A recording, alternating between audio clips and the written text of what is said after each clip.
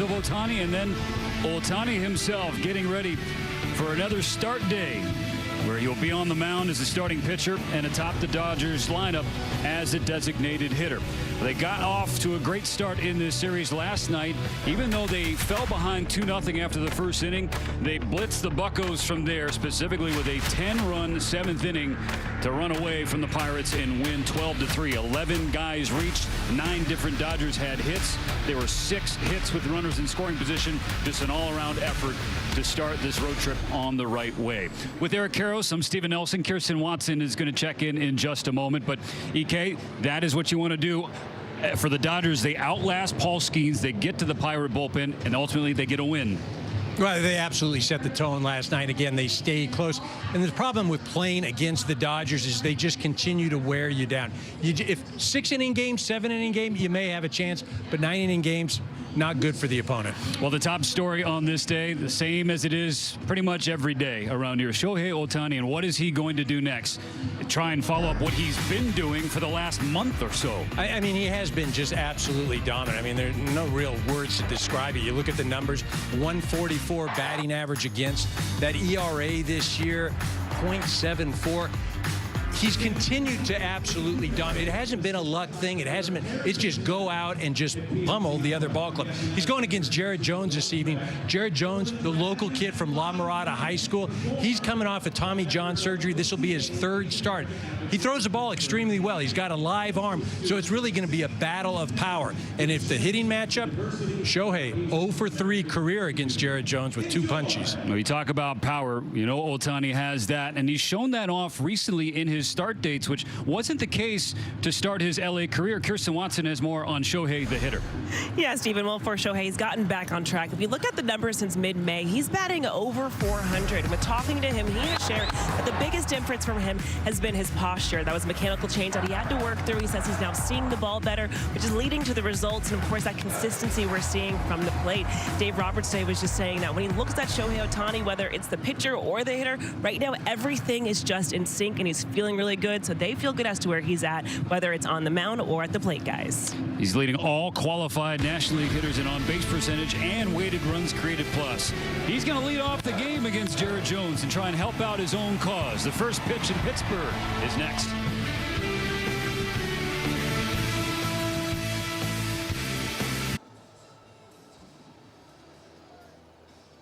Is that's this year, the 2 starts. Okay.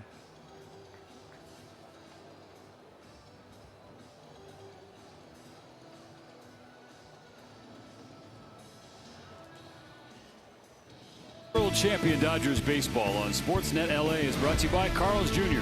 The real sourdough star is back at Carl's Jr. Get it for just $5.99 for a limited time. And by your Southern California Lexus dealer, who invites you to test drive a Lexus today.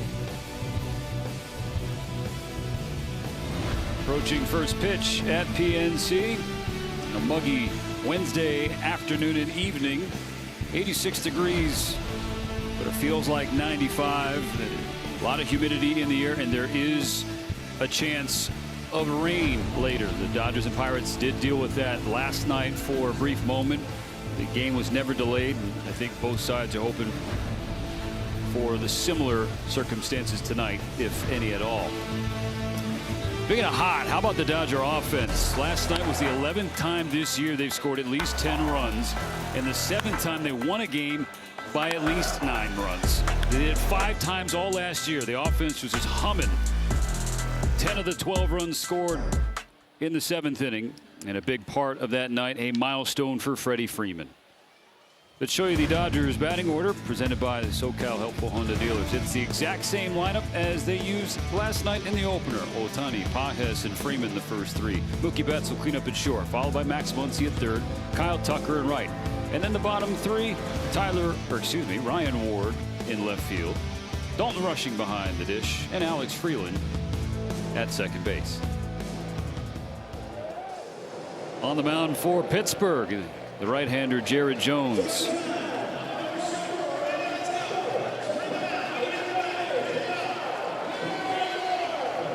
'25-year-old born in Whittier. Started La Mirada. He's the 2nd-round pick in the shortened 2020 draft.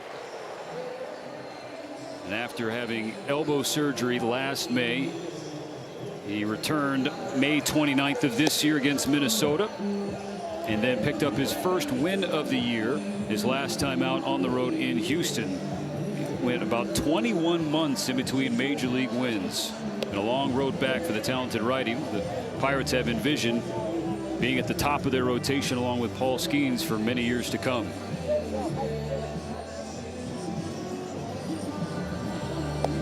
StatCast 3D powered by Google Cloud. What's he working with, DK? Well, you see, the four-seamer is what he loves to throw, and that's where he is in the big leagues. That arm is electric. Slider, changeup, curveball. You notice one thing, though, a lot of those pitches end up in the middle part of the plate. He's got to live more on the edges, even with that electric arm, to be successful.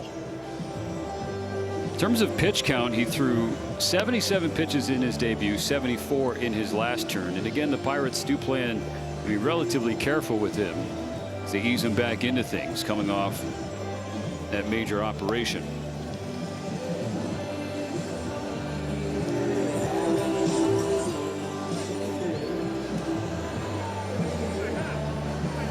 One starting pitcher welcomes another to the batter's box. Shohei Ohtani. 1 for 4 with a double, drove in 2, walked once, scored once, batting .411 in his last 24 games. And in that same stretch, he's 4-0 on the mound with an ERA of 0.38.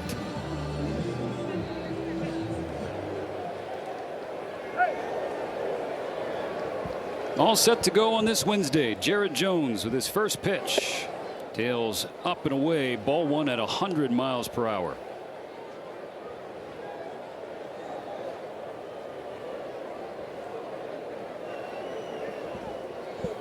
Power against power to lead things off. Back-to-back triple-digit heaters from Jones. A ball and a strike.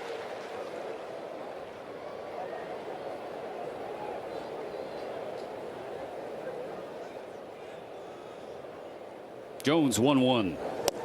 It's a swing and a miss. Good location right there. Now he's got Shohei set up. He's got that fastball that he can run away. Again, you see he's amped up 100 miles an hour. We talked about it. 0 for 3 Shohei is against Jared Jones. 2 strikeouts.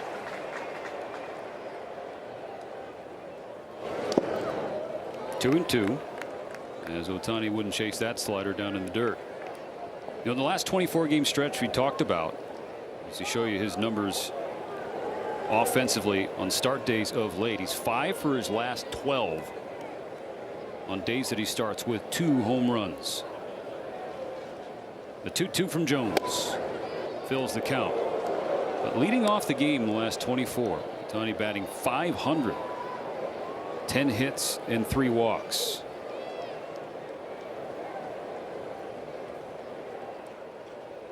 Here comes the payoff. A strikeout for Jones to start the game.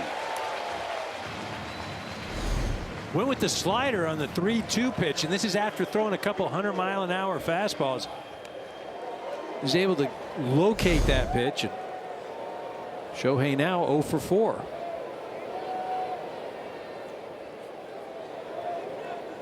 Now here's a different kind of problem for the Pirates. Andy Pages.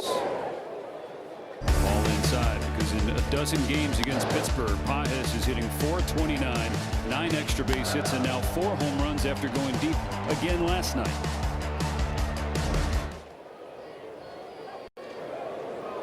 Two-0.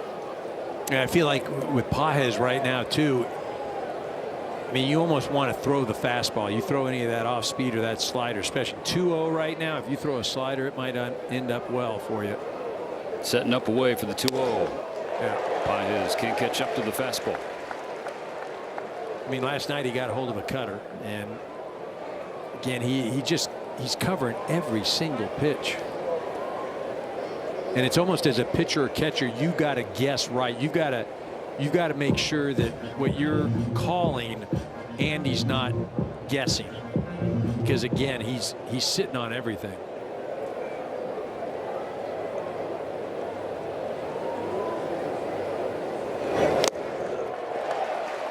Two and two. Pages has gone deep in back-to-back games. In the last 30 games, he hasn't hit the ball a ton, just 28 hits and a .233 average, but 10 of those hits have left the park. Fly, shallow right center field. Mangum had to guard against the sun. He's there to make the play. 2 gone. Time for straight talk stats as Freddie Freeman digs in. See where he ranks among all active hitters. First in hits, doubles, runs, ribbies, in third in average at .299. A multi-hit Tuesday. Now 2,500 hits in his major league career, the only active player at that level.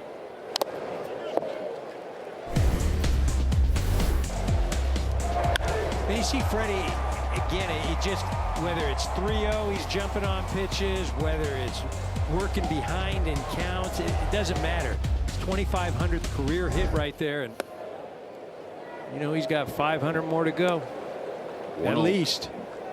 101 from Jones, but it's a ball. He has 70 more hits than the next closest active hitter.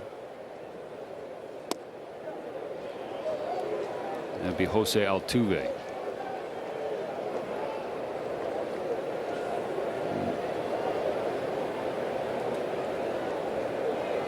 Freeman ahead, 2 balls and a strike.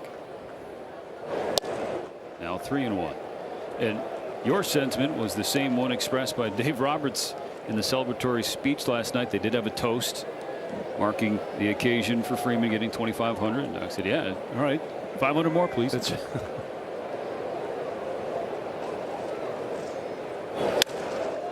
Broken bat, flare, shallow left field, going back from third, Gonzalez, and he makes a nice play.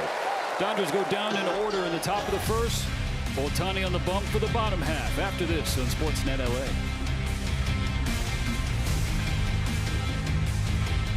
The Pirates, who have lost 4 in a row and 5 of 6. Spencer Horwitz leads off at first base. Brandon Lau at second. Switch hitting Brian Reynolds in left field, bats third. Ryan O'Hearn will be the DH cleaning up. Nick Gonzalez at third. Endy Rodriguez catching. Tyler Callahan in right. Jake Mangum in center. And Jared Triolo playing short. Time for Range Rover Sport, engineered to win. That is exactly what Shohei Ohtani has been doing, winning a lot. But you look at his first 10 starts of the year. Since they started tracking ERA in 1913, he's got the 3rd lowest mark in that stretch at 0.74, trailing only Jacob deGrom in 2021 and Juan Marichal in 1966. I mean, he continues to do things that really haven't been done in the game, in the history of the game. There's a few more innings, good starts, he's in business. A bloop from Horwitz down the left field line. He will settle for a bloop single. So that's kind of appropriate, and that's not out of the ordinary right there. And I say that because Spencer Horwitz having a real nice season, a good contact guy, good, but he also has the highest difference as far as his batting average and what it really should be. And it's about 50 points. And he is, you know, not to say it, but he's been one of the luckiest hitters this year in baseball. And that just shows you right there. Well, what do you always say? Better lucky than good? yeah, I mean, that's facts, I guess, right? Horwitz now has been on base 16 straight games. Now Brandon Lau.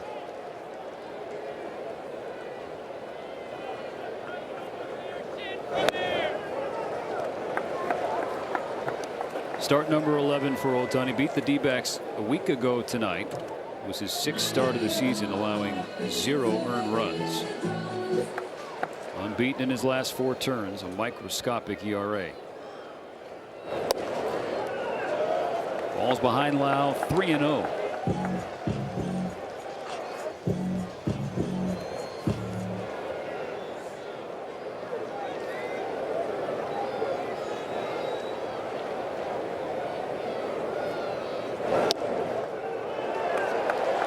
It's a 4-pitch walk.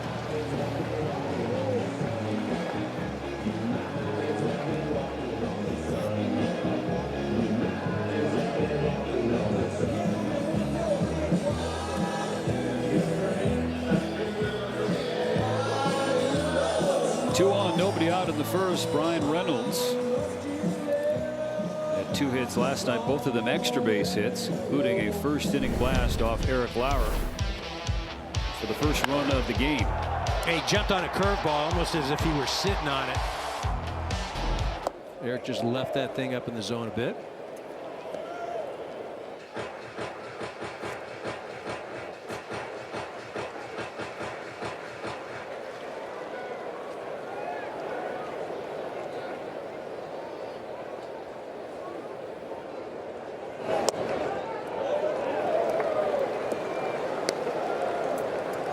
Dalton rushing, catching once again. Will Smith not in the starting lineup again. Still have to store next. So this is the first game this year that Dalton rushing has caught Shohei Ohtani.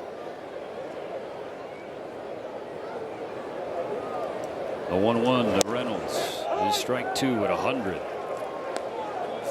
Now, rushing did catch Ohtani last year, 14 2/3 innings, just 1 run allowed, and these two were working together.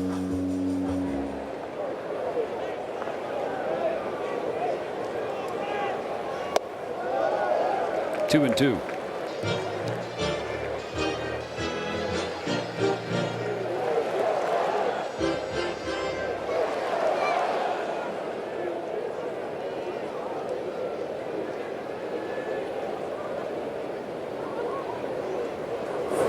Got him swinging. Fastball at 100. He had thrown 3 sweepers in the at-bat. He'd also mixed in a fastball, but that one just reared back over 100 miles an hour. Reynolds has no chance on that pitch. That's the first strikeout. If the Dodgers can get 7, you know what's coming tomorrow. Free Jumbo Jack in Los Angeles after you buy a large drink. Now the DH Ryan O'Hearn takes a curve outside. O'Hearn homered yesterday, hitting .285 on the year. 10 homers, 34 driven in.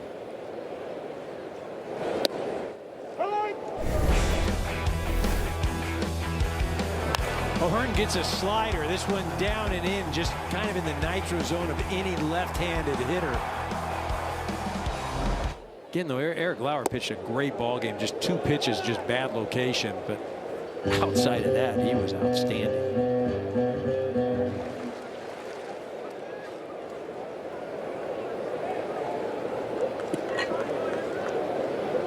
Ohtani's 2-1 to O'Hearn. Slash foul.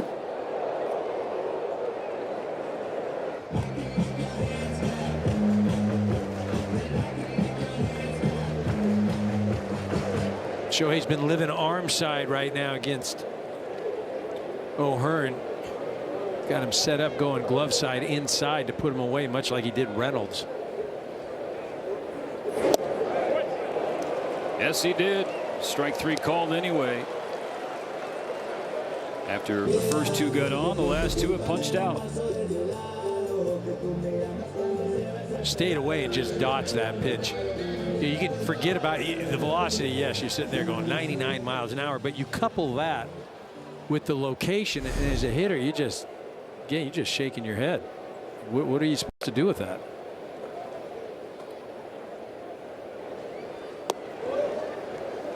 Ball 1 on the third baseman, Nick Gonzalez.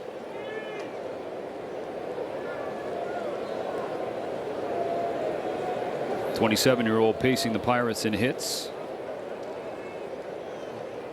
The .304 batting average.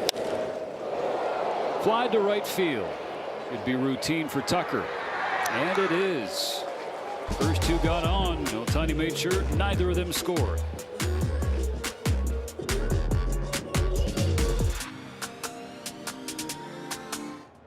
On to score the Dodgers new gold jerseys and caps commemorating their World Series win last fall. Second inning on tap. Mookie Betts, Max Muncy, and Kyle Tucker due up. Strike 1 from Jared Jones. Couple hits for Betts last night, including a double, scored twice. Bumped the average up to 190.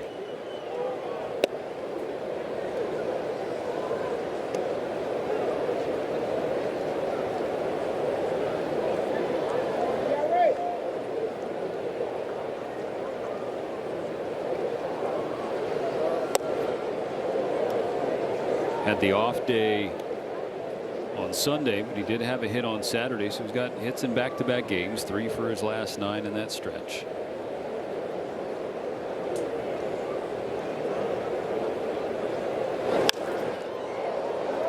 High in the air, shallow center. Whose ball? Mangum is there. He can't come up with it. Triolo, the shortstop, was going back, and he looked at the center fielder, and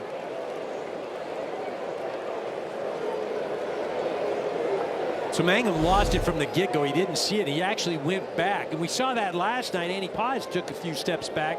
Mookie, he's thinking, man, nothing. So he just puts his head down and just jogging down to first base. Triolo never had a shot, and Mangum tries to actually try and catch it with his body.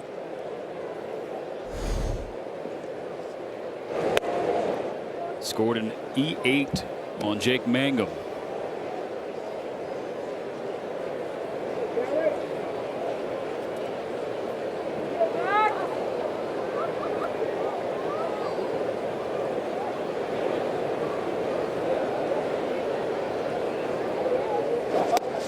Two and 0 for Max Muncy, coming off a 3-hit game on Tuesday. 3 for 3 with a double, an RBI, a walk, and a run.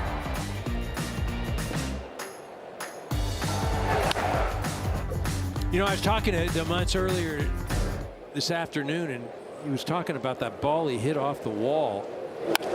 This one's on the ground to second. Could be 2. Will be 2. 4-6-3 double play.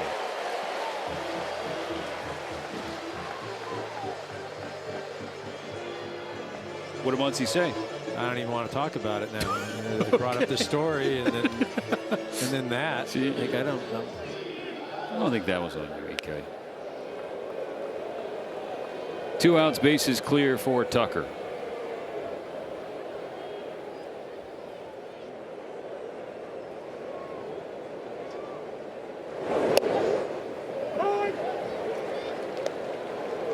First pitch strike to Tucker.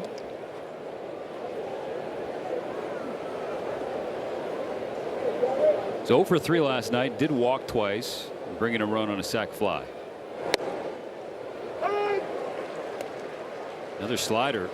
Jared Jones, you know, similar how Paul Skeens last night switched up the game plan against the Dodgers compared to what the season distribution of his arsenal was.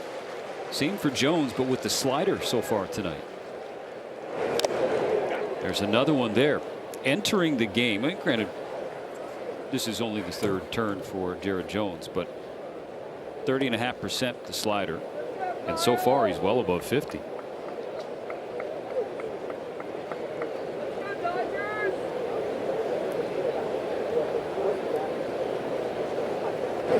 I mean, you have to do that against this Dodger ball club, but very rarely are you just going to out talent them. But you can outthink them, outguess them. And that's what the Pirates, you know, we saw it last night with Skeens and how he attacked the Dodger ball club. A little out of the ordinary. Early on, Jones as well. Strikes out Tucker on a slider.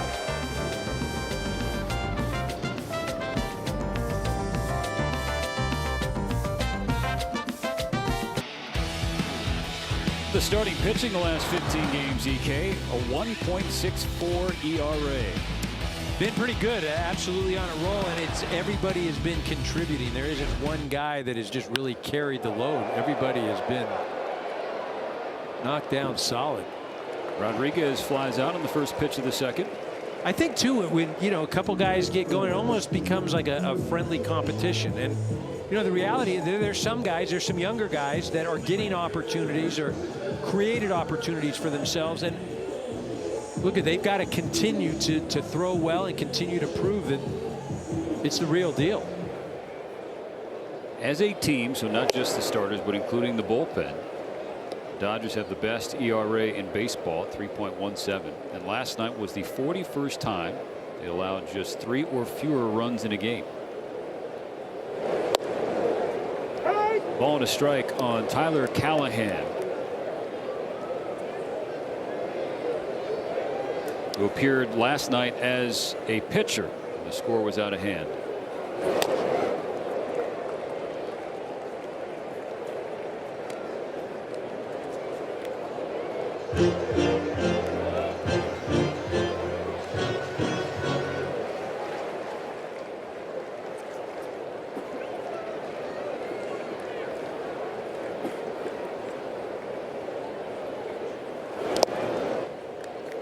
It's funny, we're looking out at the scoreboard and it says Big Ty Callahan of Callahan Auto. I'm thinking that's like, is that Pittsburgh? Is that Pittsburgh's version of, oh, is that a Tommy Boy thing? Tommy Boy. Oh, okay. Which is Ohio, but I'm not going to get mad at any Tommy Boy reference. Right. R.I.P. Big Tom.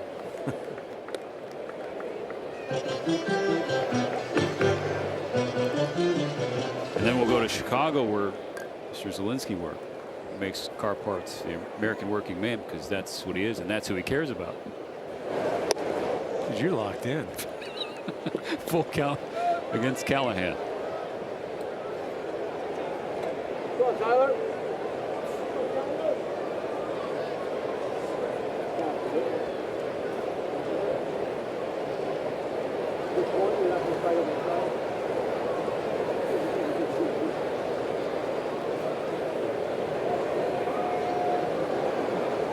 Ohtani with a long pause, letting the pitch clock get down to deliver the payoff. That's ball 4. Second walk in as many innings.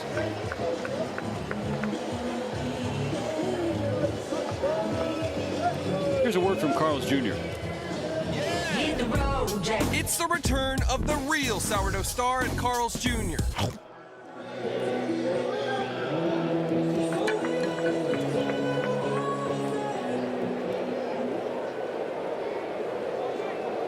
Eighth spot of the order, the center fielder Jake Mangum.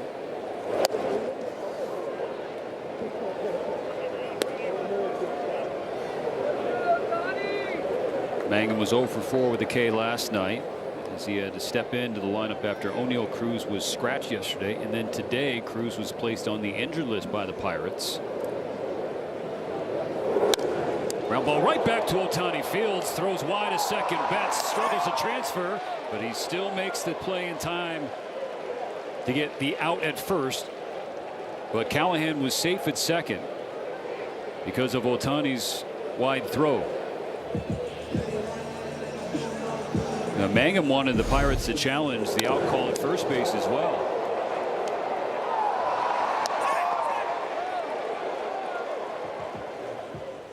There won't be a challenge.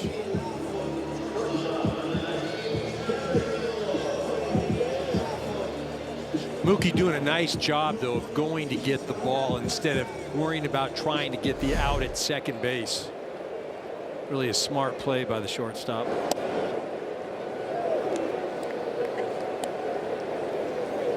Called ball 1 on Jared Triolo. 2 outs now in the second. But a runner in scoring position for Pittsburgh, and it's number 9 hitter.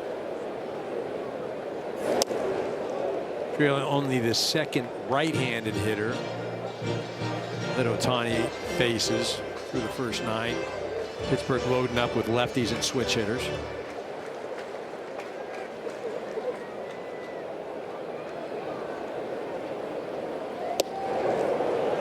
And that's why.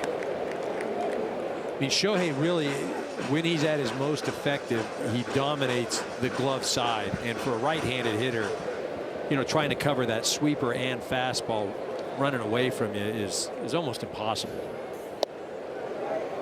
2-2.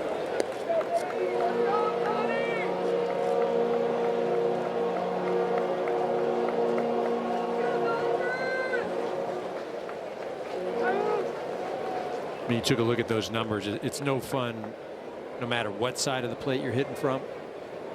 But as a hitter, it was always easier if the ball's coming into you than it is going away.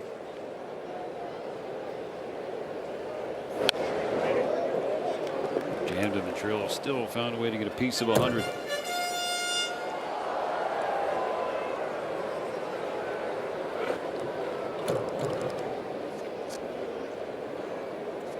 Shohei needs one more strike to finish the inning.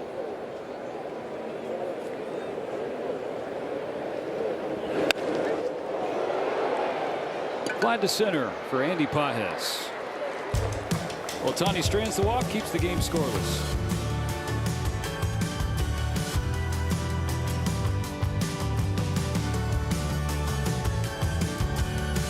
Back, world champion Dodgers baseball on Sportsnet LA is brought to you by your local Kia dealers. Visit kia.com to discover movement that inspires. 7, 8, and 9 on the slate for the Dodgers in the top of the third. To break the ice in the Burgh. Strike one to Ryan Ward, who stayed productive last night. EK. He's got a hit, a run, and a ribby in each of his last 4 games.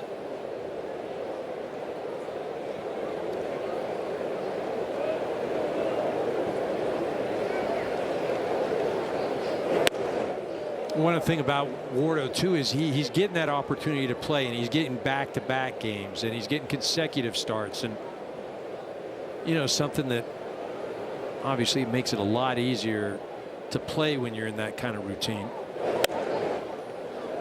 much like what he was doing in Oklahoma City and what he's done the last few years when he's put up just ridiculous numbers. That's something Ward discussed today, that the relationships forged coming up through the Dodger system. He pulls a foul ball into his own dugout to keep his teammates awake. He said having relationships with these guys, you know, especially 2 guys he's hitting in front of this inning, Dalton Rushing and Alex Freeland in big league spring training, it's really helped him settle in. Stays alive, fouling back 99. Well, you're certainly looking for some familiarity and somebody that you can talk to, and somebody that understands what you're also going through. And you know, it's great to have mentors that, you know, Hall of Famers and all that, but you know, they can give you advice, but it's been a long time since they felt the way you're feeling right now.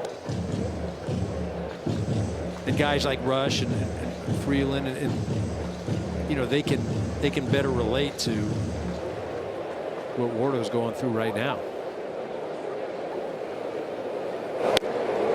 Strikes out swinging. 1 gone in the third. Third strikeout for Jones. Dalton Rushing's turn. It's been red hot to start the month of June.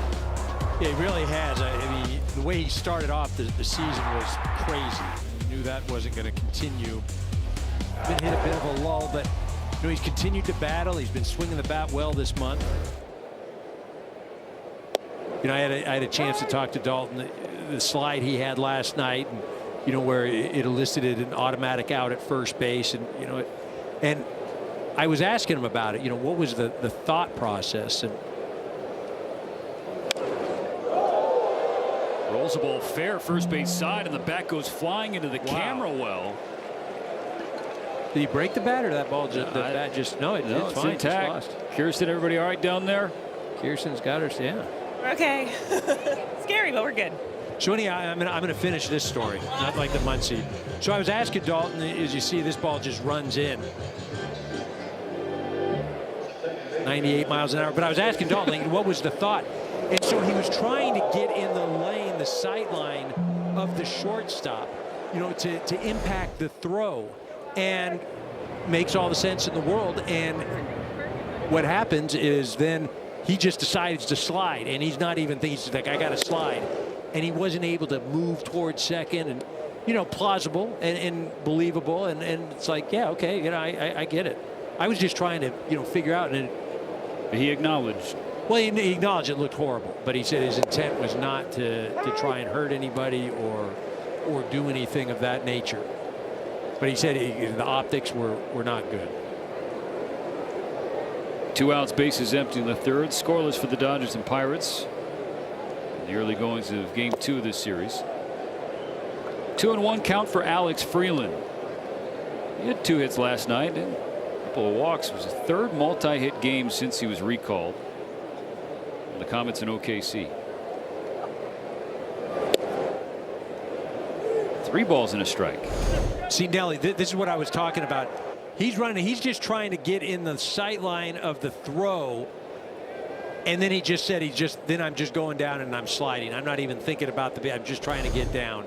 And he said he told Triolo right then and there, he goes like, dude, I'm not trying to go after you. And you got to take him for his word. I mean, I don't know if I'm Triolo, if I'm buying that right at the moment, but that's a big 2-out walk for Freeland. Bring Ohtani back to the plate with some traffic. So he struck out leading off the game.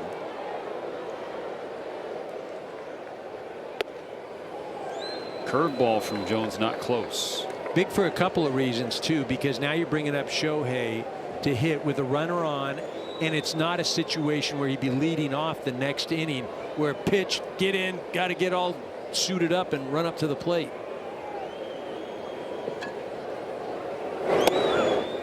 Takes a slider down and in. That'll prompt a visit from Endy Rodriguez. You know, baseball is seemed to be a bit more forgiving when Shohei makes, if he does make the last out, you know, coming in, de-armoring himself, getting himself ready to get back out to the mound.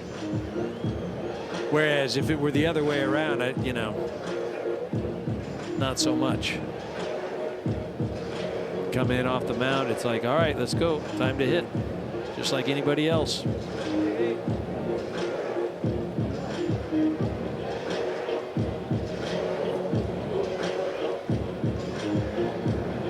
Five consecutive pitches that have missed the strike zone from Jones in 6 of his last 7. Let's see if Rodriguez's chat calmed him down at all. Fastball down the pipe. 2-1.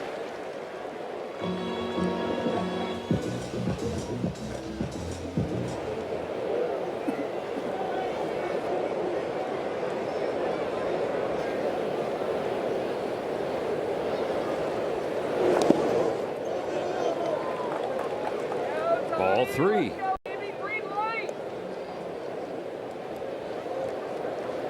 The fans saying green light. What are you saying, EK?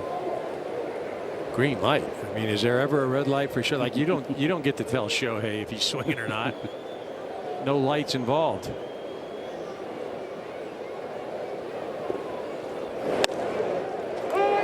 Strike 2 called. No challenge. Full count. Using a full count his first time up as well. And Jones struck him out with a slider.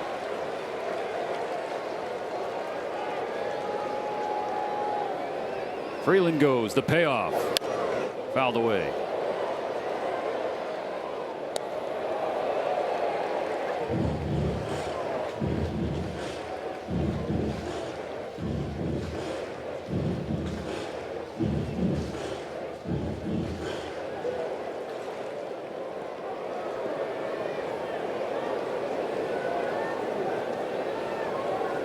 Another 3-2 from Jones.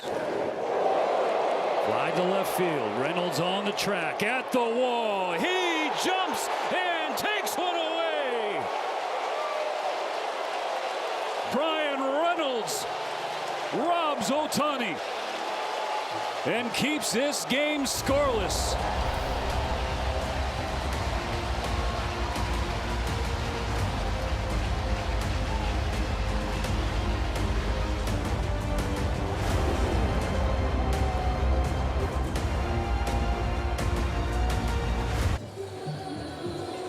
Bring you back with an All-State good hands replay. This absolutely sick play from Brian Reynolds at the wall.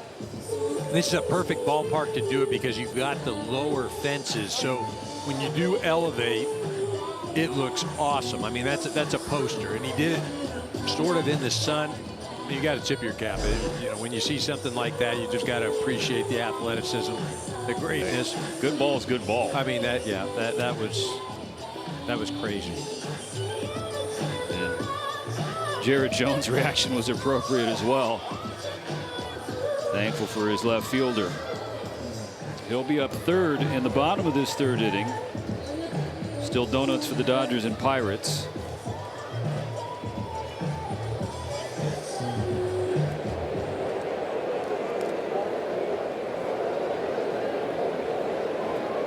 Shohei back to work as the starting pitcher. First pitch sliced toward left center field. Pages and Ward meet where Ward makes the catch. Don't see that often where the one of the corner outfielders takes it over Andy. Pages feeling generous today. I think though more than anything though what you like to see is just the communication.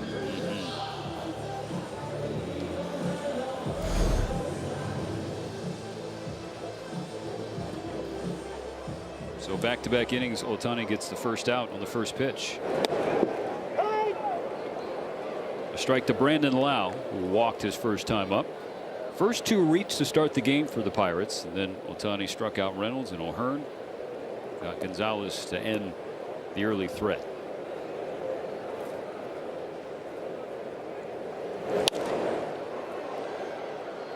Brandon Lau was a big pickup for the Buccos this past offseason. Spent the last 8 years in Tampa. Was an above average hitter in each of those seasons in terms of OPS plus. Above 110, 100 being league average in 7 of the 8 seasons. 2 times an All-Star, including last year.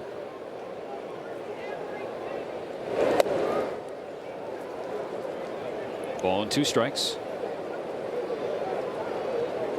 Look at all the home runs he's hit in his career. And EK, this was the guy who hit 3 home runs in 4 years of high school ball.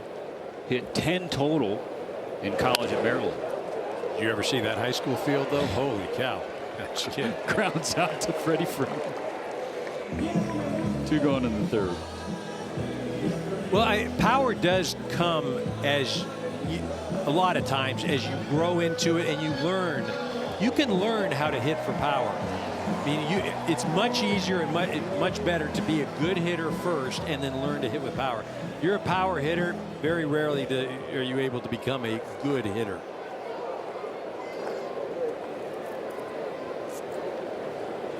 Now Ohtani's going to try and get Brian Reynolds back.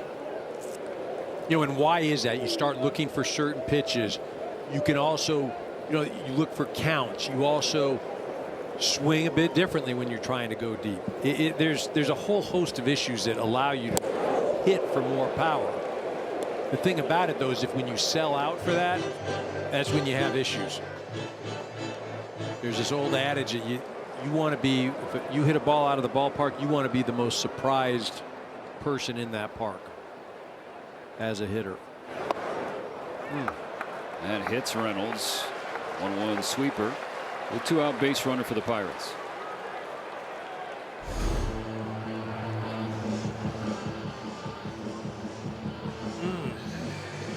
That can't feel good.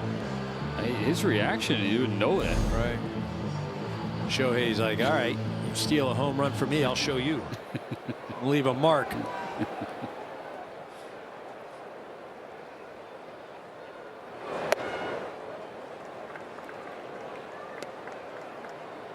The ball to start Ryan O'Hearn. Like Reynolds struck out his first time up. O'Hearn a free agent signing, a multi-year deal, $2 and $29 million.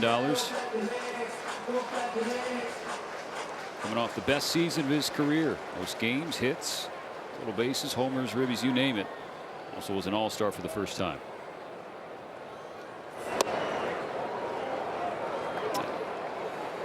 Called ball 2, but Dalton rushing issues. The catcher is challenging the ball call. An ABS challenge powered by T-Mobile.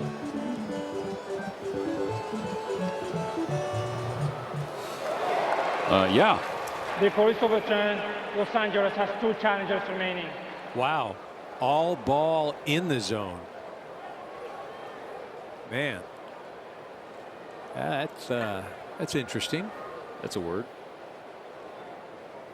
Rushing's come alive from an ABS challenge standpoint. He's gotten on a roll recently. Fastball misses at 100. 2-1 against O'Hearn.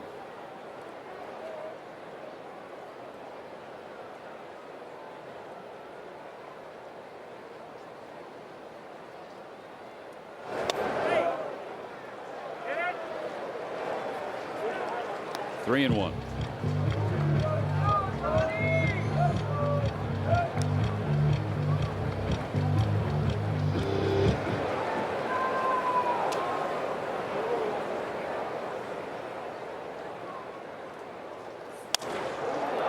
O'Hearn toward right field. Tucker has no issues. So the 2-out hit by pitch stranded. 3 full in the books. No score in the shadow of Roberto Clemente, Pittsburgh, PA.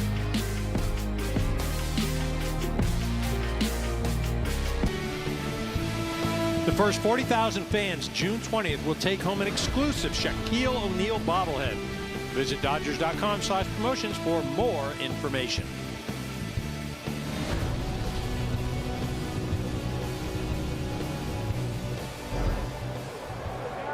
Andy Pages leads off the 4th. Strike one from Jones. Still no score. The Dodgers nearly had 2 runs on 1 swing from Shohei Ohtani. It was ultimately the final out of the 3rd inning. As a Brian Reynolds leaping catch at the wall to take away a home run.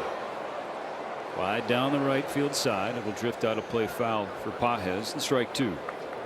Yeah, so far the 18 outs recorded by both sides, 12 of those have been on fastballs. Ohtani 1 for 8.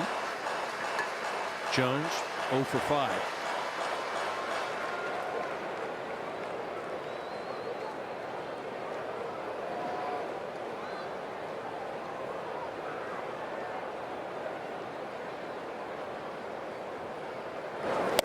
Pages down on 3 pitches. See, I bring up that note, and then boom, what's he get him with? Wasn't a fastball, slider. 4th K for Jared Jones.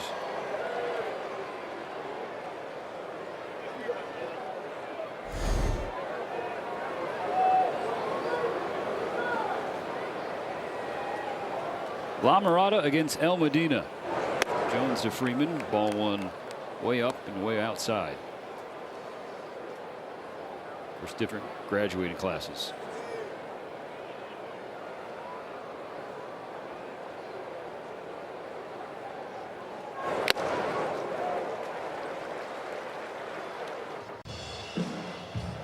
We talked about Freeman hitting the 2,500 hit marker last night. Part of that double number 563. Now 2 away from tying Carlos Beltran. 28th most all time.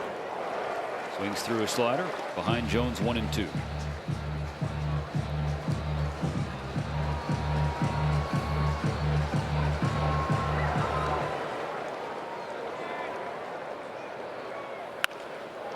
And he just shoots one down the 3rd base line. The play at second. Freddie safe, and another double. Now 564. So down in the count, 2 strikes. Just kind of blocks that ball. So good.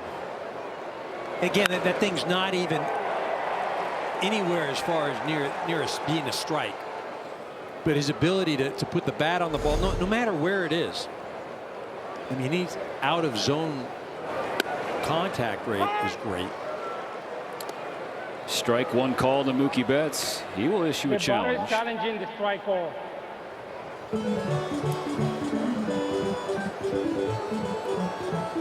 Dodgers 2 for 2. The call is overturned. Los Angeles has 2 challenges remaining. So this is what's kind of, you look at this, that ball is clearly not a strike, right? And Mookie. And then earlier, Dalton rushing, there was a ball called, and the ball got all of the strike zone. So we're not just missing by a little. Ground ball to 3rd, handled by Gonzalez on a hop. A throw across in time. Looked like he stumbled a bit making that play, but he did make it. Freeman advances to 3rd. So that ball was not hit hard at all. There's 75 miles an hour off the bat. And the reason he stumbles is because at 3rd base, very difficult to read the velocity off the bat.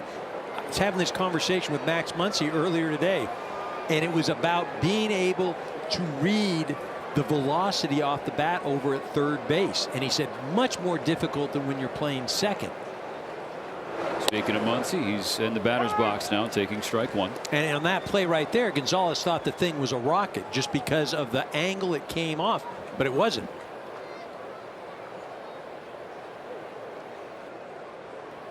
Freeman on 3rd, but 2 outs in the 4th.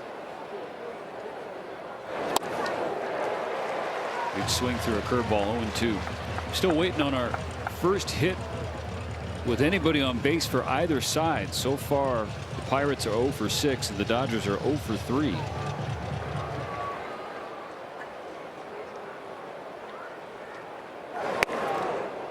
One and 2. Entering this series, Muncy was batting 170 with runners in scoring position. Last night he was 2 for 2 with a walk and a ribby.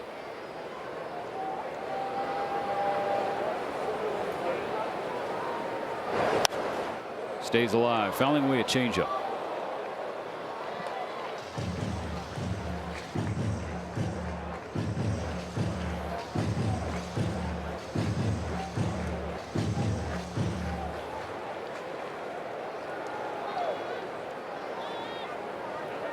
Another 1-2 from Jones. Pulled down the right field line. Fair ball into the corner.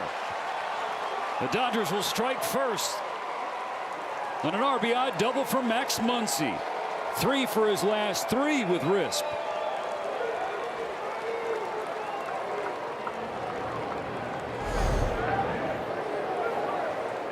Gets a slider out over the plate. Jones trying to pull that thing down and in. It just kind of floats up there. Max not missing that. Smokes that ball too. 100 miles an hour. 2 hits in this inning for the Dodgers against Jared Jones, and both of them in 2 strike counts.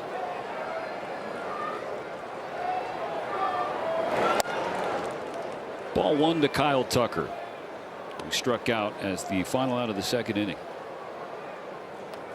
Well, the left-handed hitters the second time around have had some real good swings against Jones. You saw what happened. Ohtani had a home run rob. Freddie fights off a pitch, shoots it down the line, and then Max Muncy, a rocket. Need Kyle Tucker to continue things.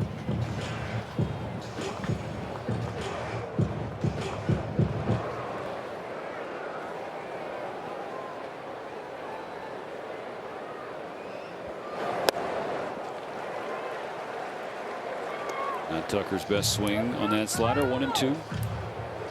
I mean, just looks so in between, right? And that's so frustrating. It's as a hitter, it's the worst place you can be. 2 strikes against him. They're trying to do what Freddie and Max did. Called ball 2, but a challenge coming from Rodriguez. The catcher is challenging the ball call.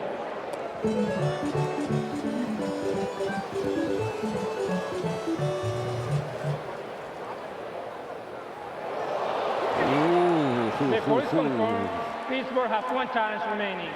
It's a ball. It is, yes. I mean, like, all confirmed. Well, you want it a little closer. You get a seam on there, and you call it a strike. I mean,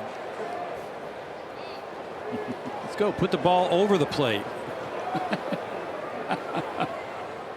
Those 2 and 2 for Tucker. Muncy remains on second. Full count.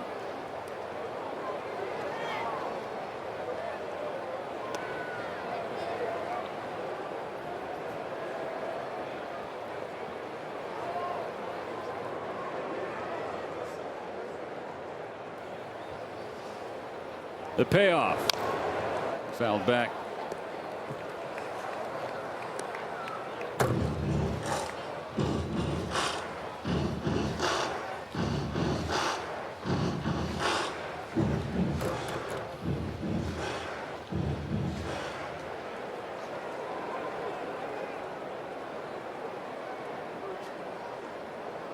'70th pitch of the game, 21st of the inning for Jones. Tucker lines it into center field, a base hit. A 2-out RBI from Kyle Tucker. Now 2-0 Dodgers. Take that, boys. Hard hit ball up the middle. RBI, another left-handed hitter. Having some success against Jones this inning. Really a great at-bat, too, in that he took some pitches, and he saw Triolo over at short. He kind of got going. It looked like the other way, and then had to go back up the middle. Again, really nice at-bat by Tucker to lay off some real close pitches. Yeah, it was interesting from Triolo. It's almost like he thought it was going to be a slicing line drive off Tucker. Maybe just didn't get a good read because it was right back at Jones. Whatever the case, back-to-back run-scoring hits for the Dodgers.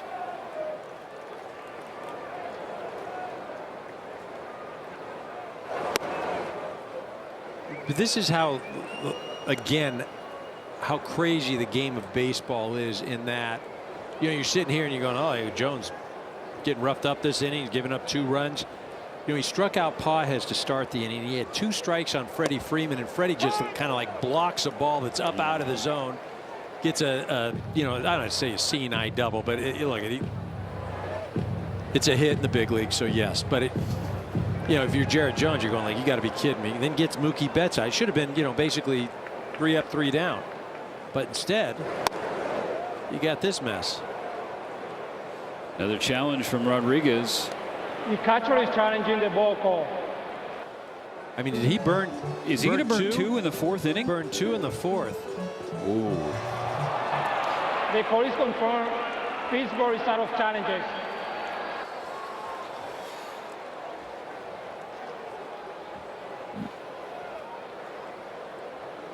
Pittsburgh's out of challenges the rest of the way.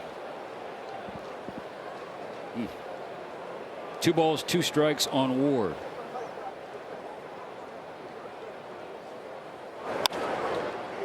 Slow roller to the right side, and this will end the 4th inning. But Freeman and Muncy double. Tucker singles. A 2-0 lead for Ohtani.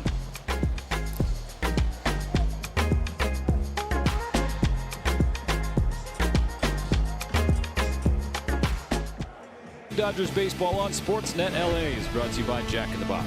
Get fired up with the Hot Ones Munchie Meal. A hot one in Pittsburgh. The Dodgers lead the Pirates 2-0. Bottom of the 4th. Starts with a ball from Ohtani to Nick Gonzalez.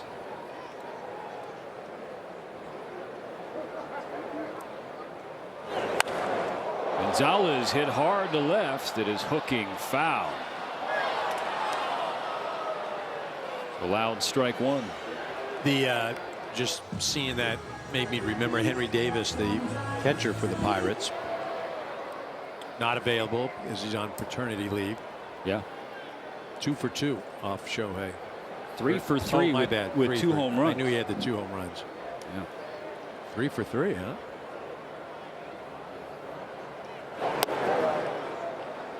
Two and 1. Ohtani against the Pirates faced them July 21st, 2023. Swing and a miss, 2 and 2. 6 in a 3rd innings. 5 earned runs and 6 hits, and a career high 4 home runs from Pittsburgh against Ohtani that day. Henry Davis hit 2. Yep. Ji-Man Choi had 1. And Jack Sawinski had the other. Sawinski now in the Dodgers org.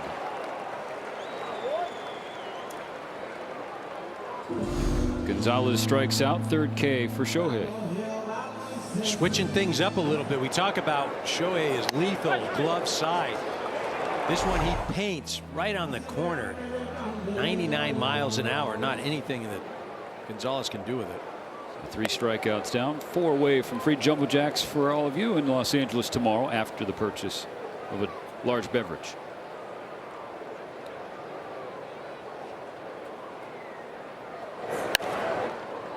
Bonus strike on Rodriguez, who's 0 for 1. 0 for 2 in challenges. Back-to-back games to start this series. The Pirates burned both challenges. For Rodriguez, he did it in the top of the 4th inning.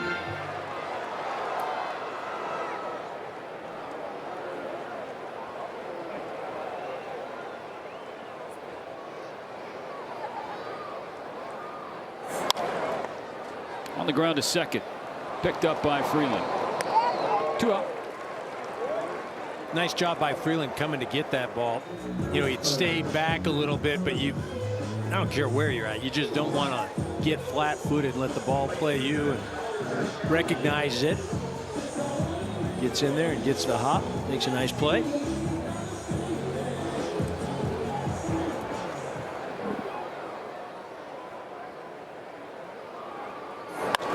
Tyler Callahan hangs back and hits one to deep right field. Oh, what a shot.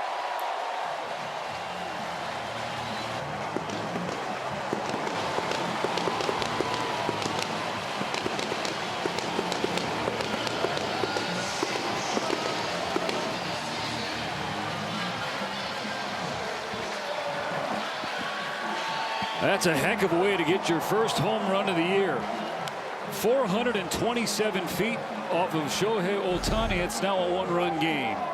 Yeah, the minute that ball left the bat, it was getting wet. That thing went into the river. That was majestic, and he saw it. He posed, and you know who wouldn't do it? You tell your grandkids that you got to face Shohei Ohtani one time, and you ran into one.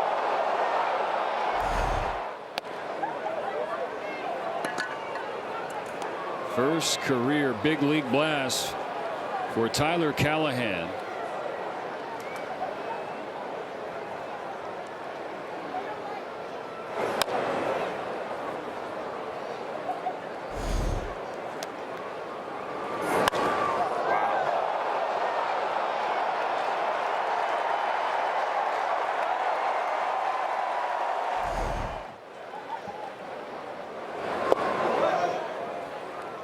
Two and one against Mangum.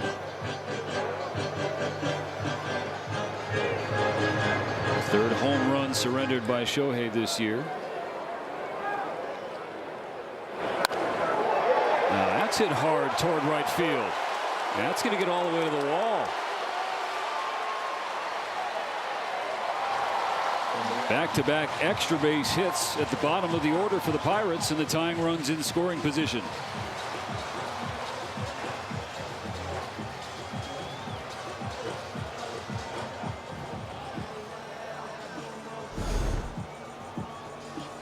Well, this one's supposed to be a sweeper, and you see Rushing's glove. It almost backs up. So basically, all that thing did was just kind of spin up in the zone. Didn't have much movement at all.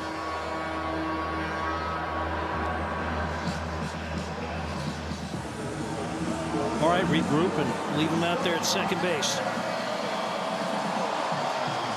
Number 9 hitter Jared Triolo, the shortstop, flew out to center field.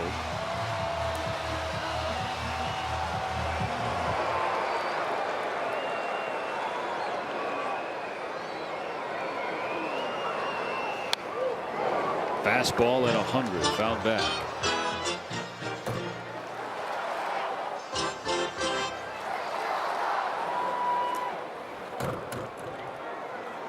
Both guys seem to be cruising along the first 3 innings.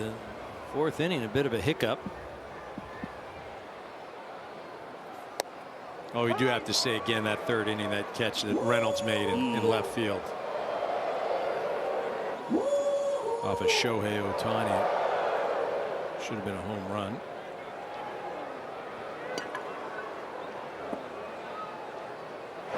That's 3. The Pirates do punch back. A solo home run from Callahan. 2-1 Dodgers going to the 5th.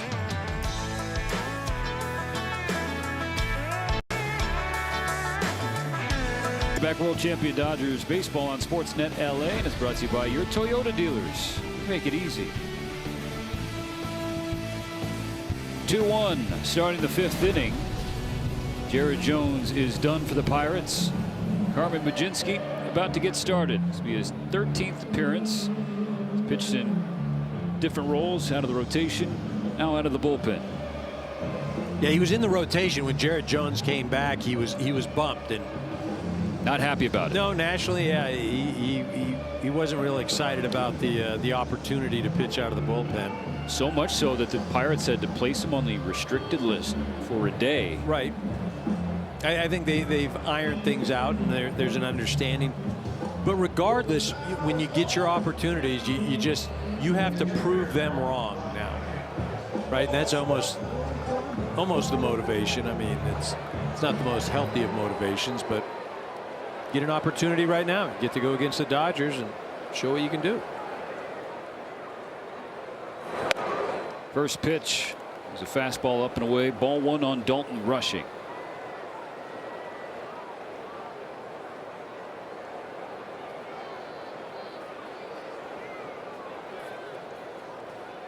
Eight, 9, and 1 due up for the Dodgers in this 5th.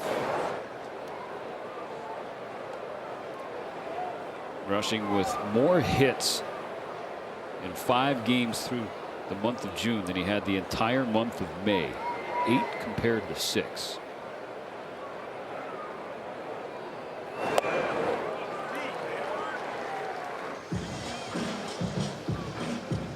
think Rush had made up his mind 2-0. He was going to be aggressive, thought he was going to get challenged with a fastball, and was trying to ambush him. Came back with a slider.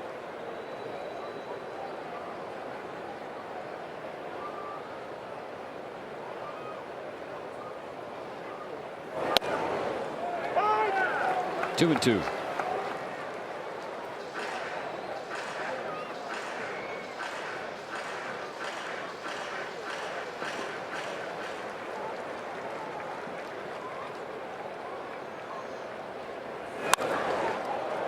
Line drive to second, caught by Lau.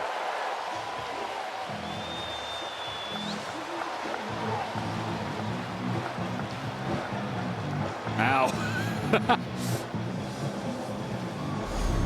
Ball coming off the bat at 102, but just the acrobatic move that Lau is able to make right there extends himself. It's a fantastic catch. I mean, two just unbelievable defensive plays by Pittsburgh this evening. I think I've seen enough. Reynolds in the outfield, Lau on the infield. One gone and the bases remain clear. Here's Alex Freeland. He walked his last time up and he would have scored if not for Reynolds' catch on Ohtani's near home run.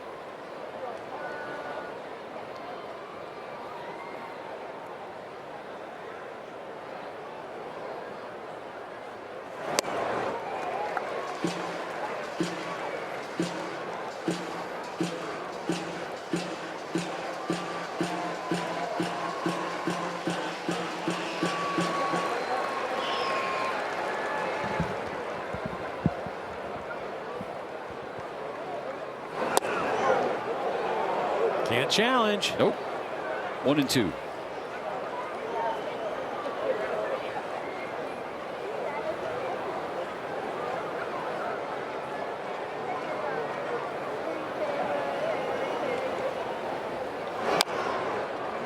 Freeland battling, fouls away a curve.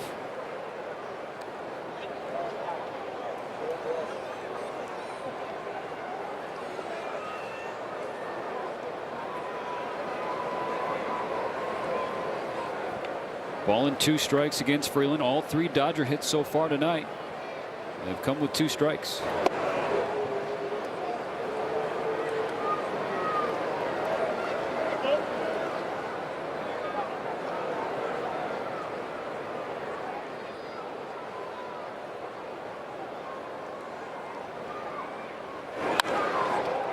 Freeland trying to add another, but it's going to hang up from Mangum. 2 gone. And that'll bring up Ohtani for a 3rd time. He's 0 for 2. His last time up, it looked like he was going to put the Dodgers ahead. Reynolds, a great timing leap. It looks even better against that fence, that short fence. Elevates over the wall and brings it back.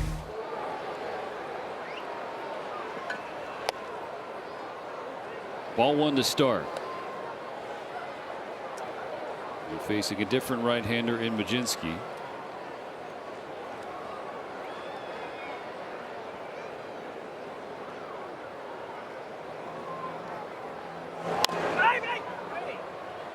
Good hands, Woody. 1-1.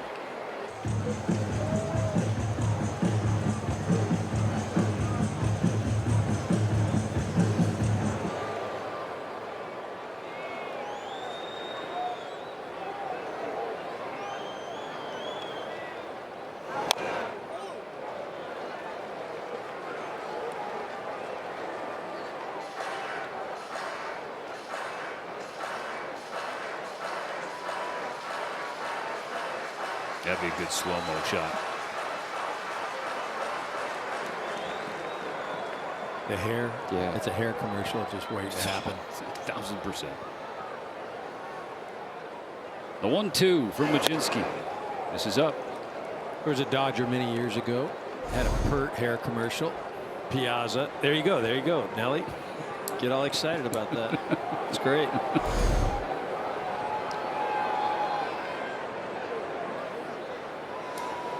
Baczynski's 2-2. Out back. We'll do it again.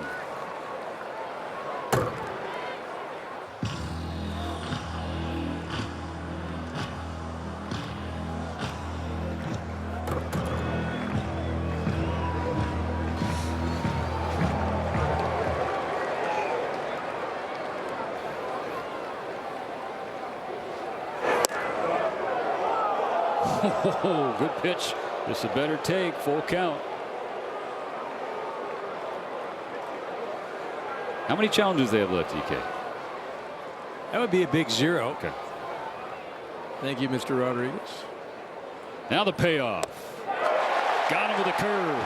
It's a 1-2-3-5 for Baczynski.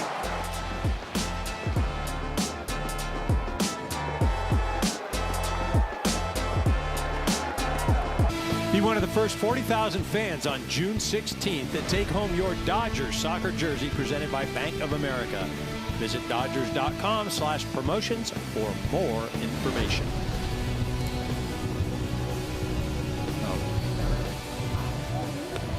2-1 Dodgers.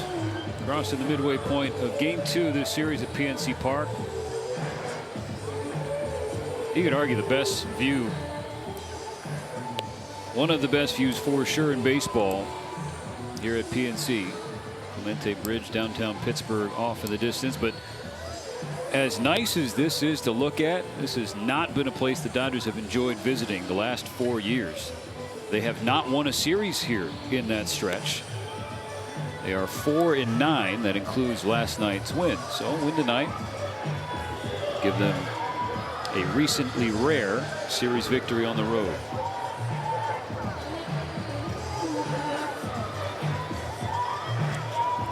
Ohtani was the last out, the last half innings. A little extra time for him to get ready. The bottom of the 5th, top of the order for the Pirates. Ball 1 to Spencer Horwitz, who's 1 for 2.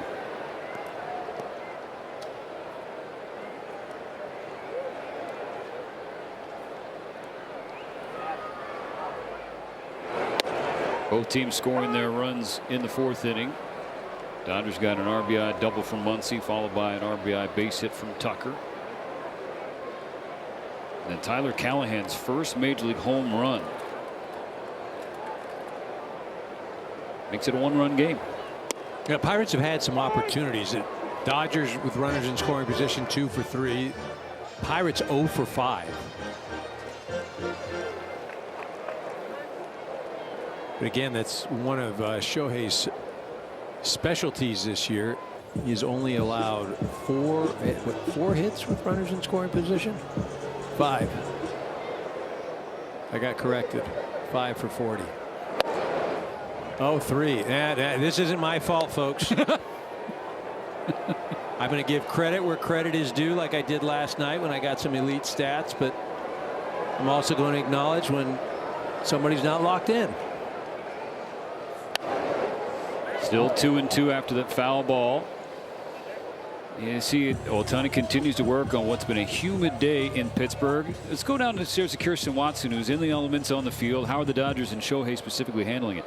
Yeah, Steven. Well, as you've noticed in between innings, when Shohei's gone down into the dugout, there is a massive fan that's down there. They actually thought about, the clubbies, they thought about bringing it into the dugout so that all the players could use it, but they find that it's really big. It's just a little bit more beneficial. So he has a whole little setup in which he can create just space for himself as well as time to cool off, because that's been the biggest complaint from the guys today. Yes, it's hot, but it's been the humidity that's leading just to so much sweat. And as you all know, that can create a little bit more challenges when it comes to pitching and getting the grip on the ball. We're just doing a broadcast open. No, thank you, Kirsten. Jokes aside. Ball 1 outside on Brandon Lau.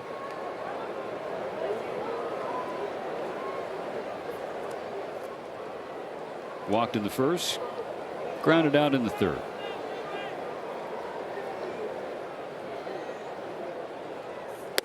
Hmm. 99 at the top of the zone. You know, throughout Shohei's career as a pitcher, has always talked about his arsenal, right? He's got the kitchen sink, 7 pitches. The chopper to Freddie Freeman. This will be the second out of the 5th inning. But this year, he's really simplified things. He has. But the thing about it, though, is he simplified things, but it's not always the same approach each game. You know, sometimes it'll be the sweeper and the fastball, and that's what he'll rely on. Or sometimes he mixes in that curveball just to change the velocity level. Sometimes he's working on glove side. I think when he gets into a game, though, he figures out what's working best for him that evening, that ball game, and sticks with it. On a line to Betts to complete a 1-2-3 fifth. Ohtani through 5 of the lead, 2-1. Dodgers on top.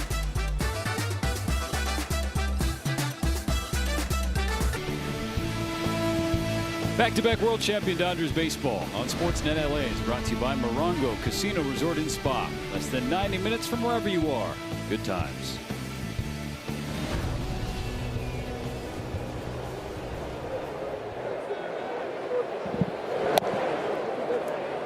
Ball 1 to Andy Pages. Pages, Freeman, and Betts on the docket for the Dodgers, trying to extend a 2-1 lead.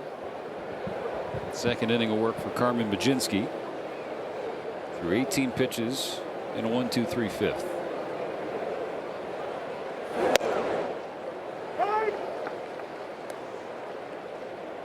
All-star voting underway.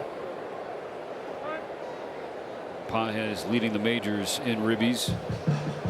Asked Andy today, hey, how much do you care about the All-Star? Not, I wasn't finished asking the question. He's just shaking his head. Not at all. That's not why I played the game, he said. If it happens, great. It'd be an honor. But that's not what he focused on. Wants the team to win. I said, all right, well, then what motivates you?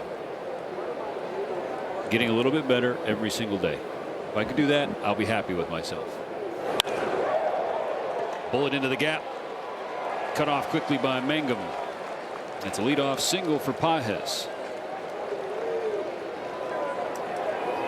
And if you look at the last couple of years for Andy Pages, he has accomplished that mission, getting a little bit better in every facet. And this one's a slider here and stays on top of it, doesn't get underneath it. Much leveler swing when that ball is elevated in the zone.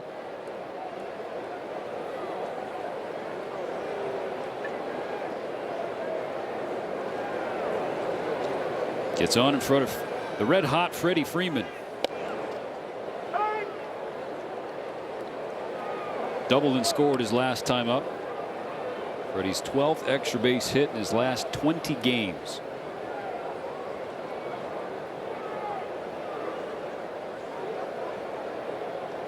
He scored 19 times in that stretch, and he's driven in 16.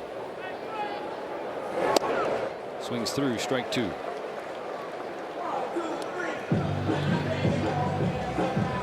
Freddie's got him right where he wants him.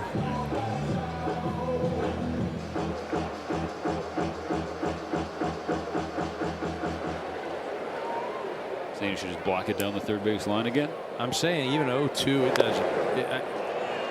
I don't think as a pitcher, I don't know that you ever feel good regardless of the count. Against Freddie? Or against Freddie.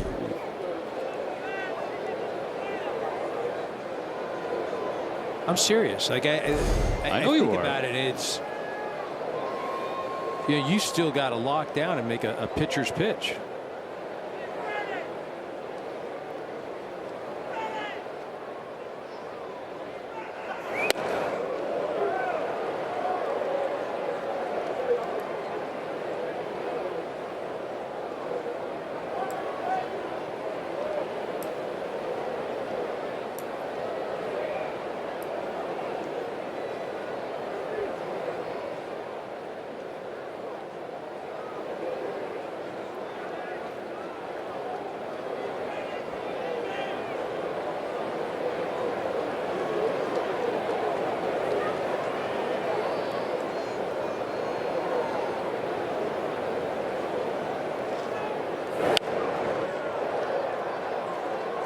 Stays alive at 1-2. Right, just keeps fighting him off. You know, he takes a pitch prior to that one that was just out of the zone, but enticing, right?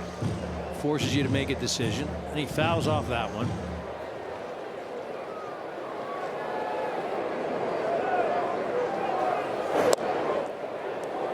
Can't challenge. Hang with him. Oof. That's a half a ball for a strike. Count now square for Freddie. 2-2.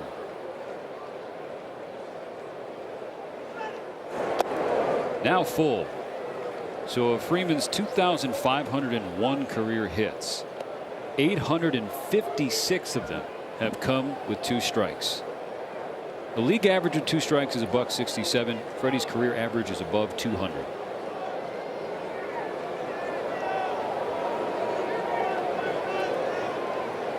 The 8th pitch coming. Ball 4.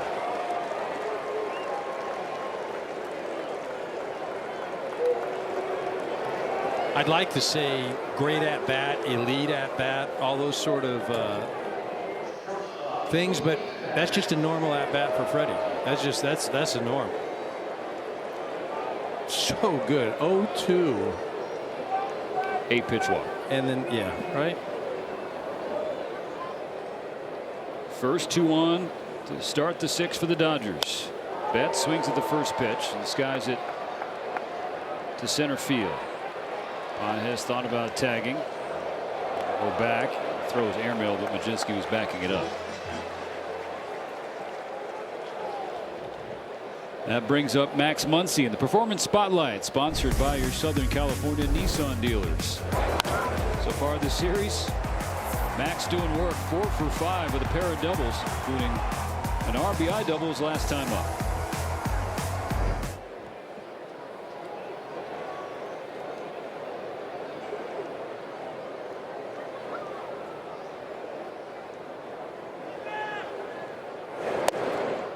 Now after a little bit of a cooler stretch for Muncy, he's starting to warm back up again. He's got hits in 6 of his last 7 games. And the one game he didn't have a hit, came off the bench as a pinch hitter, went 0 for 1. But that's what we've seen with Max a lot throughout his career. You know, he'll go in stretches where things aren't going his way, and then it's just put the club on my back. Here we go.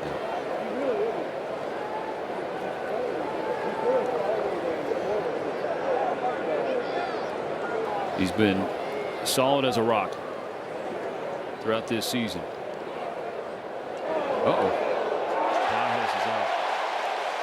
So the last pitch, EK, it looked like Pages and Freeman kind of both jumped, and the Pirate infield was communicating as if something was maybe on for the Dodger offense. And then the very next pitch, the throwback to second base.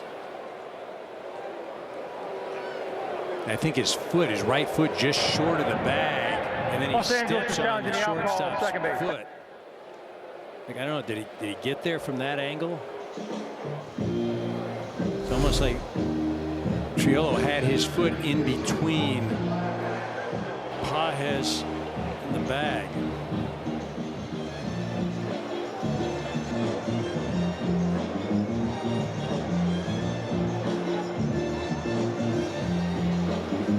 Call on the field at second base made by Ben May was that Pages was out. The Dodgers are challenging that call.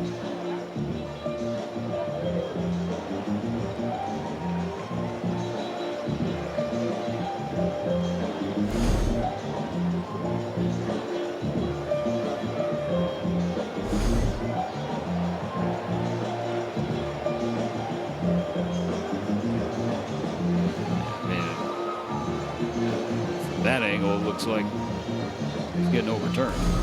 You know what I've learned in not doing Dodger games? I was watching one of the telecasts earlier this year, and there was a challenge on the netting in Anaheim. Shohei Ohtani hit a ball off the netting, and you and Oral went on. I don't know, you might still be talking about it right now. So I'm going to just lay low right here, let the umpires make their decision, and play ball. I don't know why you're bringing up old stuff.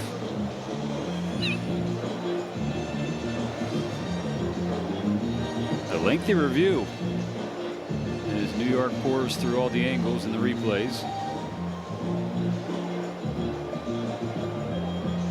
There's nobody that wants that call to be overturned more than Andy Pages right now.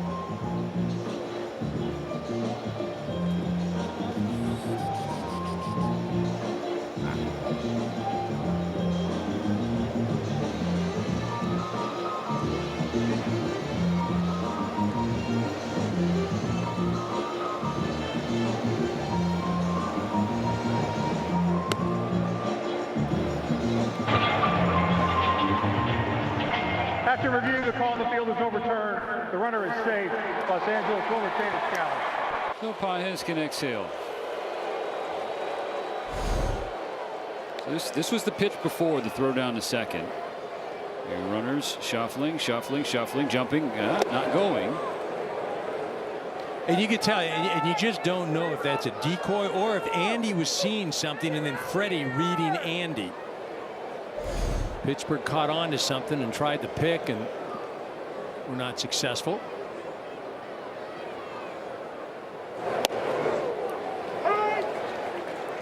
Two balls and a strike now for Muncy.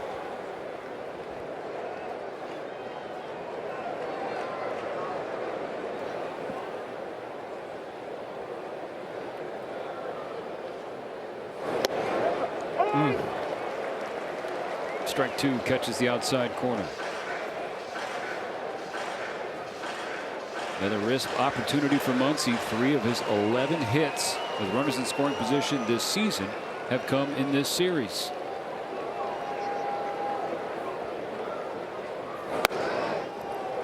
Full count.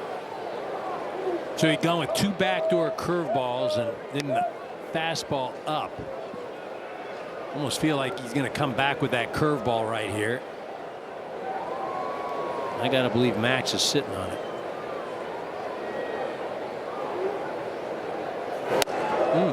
It's a fastball in, and it's ball 4 to load the bases.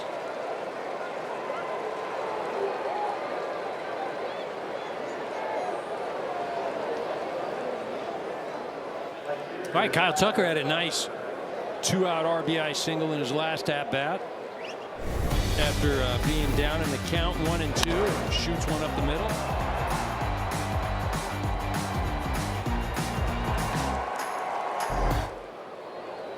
Bases loaded, 1 out. Tucker sends the first pitch foul on the third base side.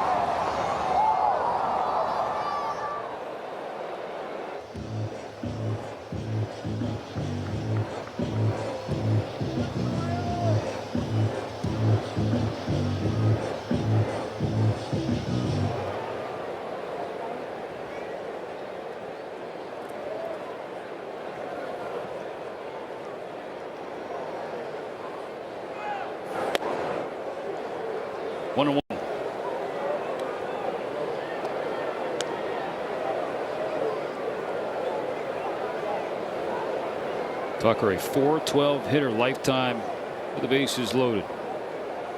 2 for 6 this season.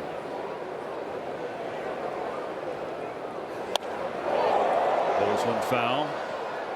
Strike 2.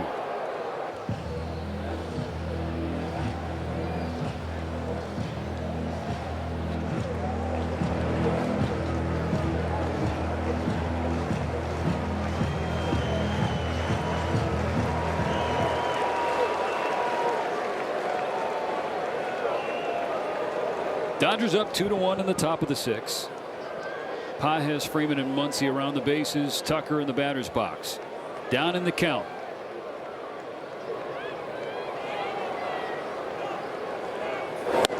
He strikes out swinging a high fastball from Majinski.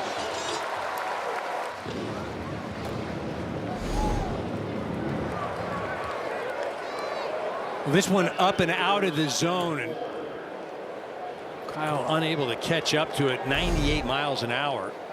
Tough for anybody to get to that ball when it's not a strike. Tough to come up empty. Bases loaded, 1-out spot. So it'll be up to Ryan Ward. He's 0 for 2 with the K. First pitch hit hard right field and deep. It is grand.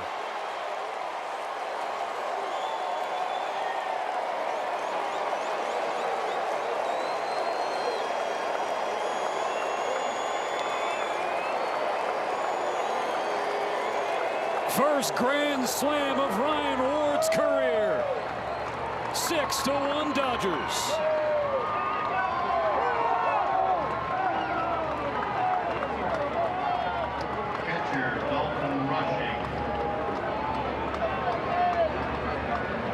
Certainly didn't waste any time. Jumped right on a sweeper. Young man getting an opportunity to be out there every single day and making the most of it.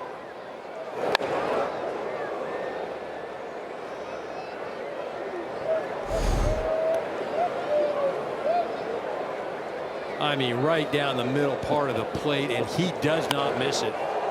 Stays within himself, just trying to drive the ball, hit it hard, and I mean, he's rewarded with an absolute heat missile into the outfield, into those seats.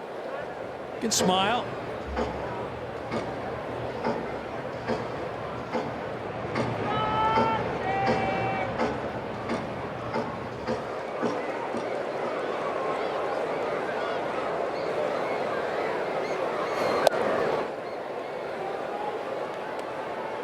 That's going to feel extra special because Ward's folks are here. Made the trip to Pittsburgh to watch this series. I mean, just the journey and to have success like this, because I'm sure there were a number of times, you know, where again he's putting up numbers that were crazy numbers, but there was no opportunity. You know, it's one of the things about being in this organization. It's so talent laden, big league level, the minor league level, and you know, you may be looking at other organizations, guys you're playing against, and they're getting opportunities, and you're saying, well, can a guy get a break here? When you do get your opportunity, you kick that door down, and he is kicking. 2 balls and 2 strikes for Dalton Rushing. Dodgers ahead by 5. On the ground right side, fielded by Lau, spinning and throwing for the final out. But a huge swing from Ryan Ward, a 2-out grand slam to give the Dodgers a little bit more cushion.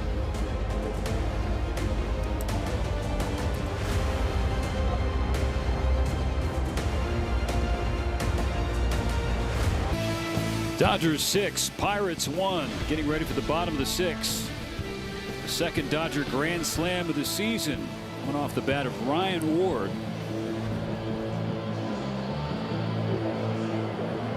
Make things a little bit more comfortable for Shohei Ohtani on the mound. Face Ryan O'Hearn to start. Whoa. No challenge there. Ball 1.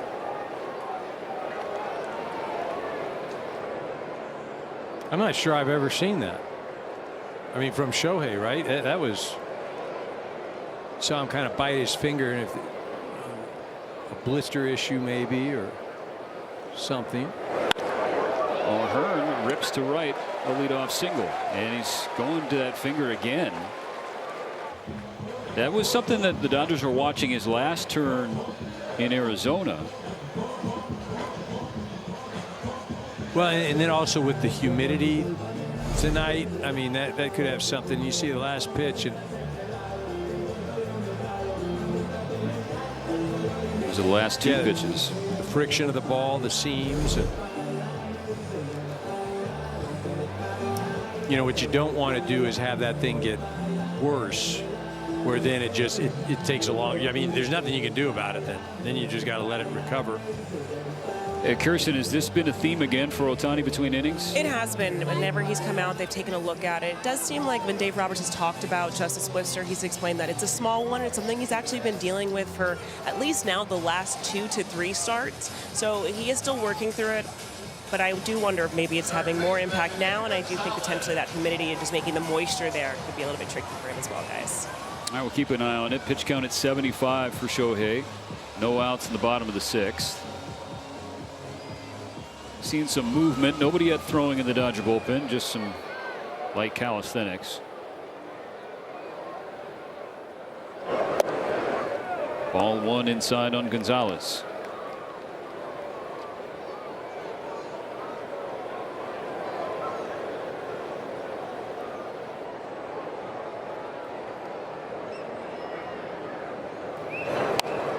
Check swing on the ground to third. Muncy to second for one. The turn for two. Muncy to Freeland to Freddie. Nice job all the way around. Nice job by Max reading that off of the bat. Very difficult. Free makes a great strong turn, strong throw over to first base, and gets Gonzalez. Or maybe not. Headsets have been asked for. Pittsburgh challenging the outball first base.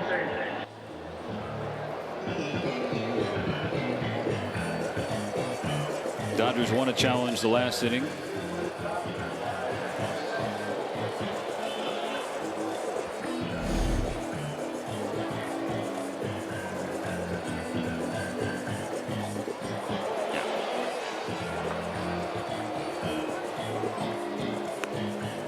Crew chief Chris Conroy is the first base umpire tonight. His call was out.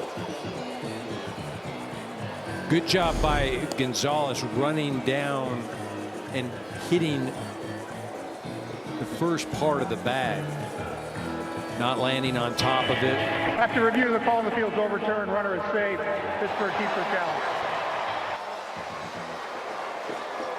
Fundamentally running the bases well. I figured that was going to be tough for Max to turn just because the ball didn't come off the bat. More of a check sort of swing. Still made it close.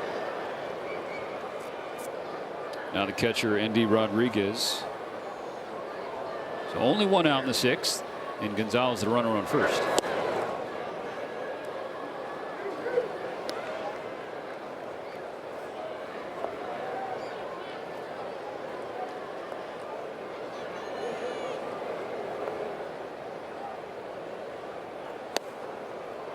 One and one.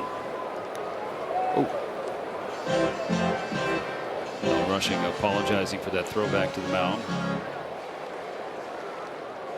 Could be one of the most critical throw it back to the pitcher tosses in all of baseball. His next one was good. As you That said. was,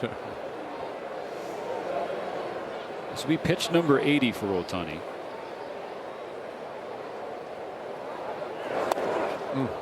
Nasty sweeper down and in, strike two. I think Rush got smoked right there.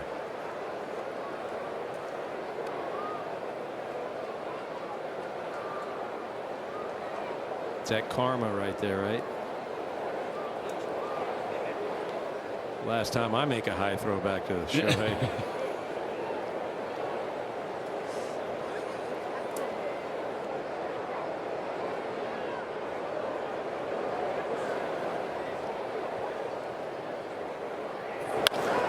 On the ground to Muncy, to Betts. There's a double play. A shutdown six for Shohei. Still 6-1 LA.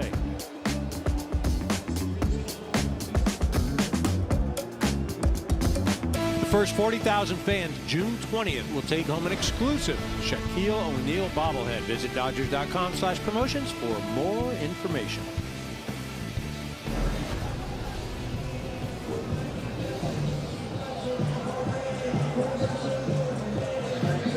Dodgers with 2 in the fourth and 4 in the sixth. A grand slam from Ryan Ward. They lead the Pirates 6-1.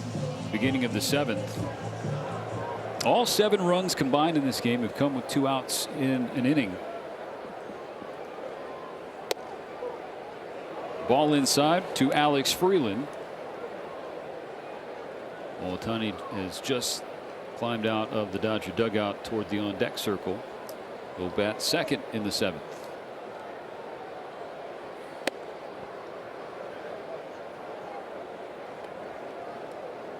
Freeland 0 for 1 with a walk tonight.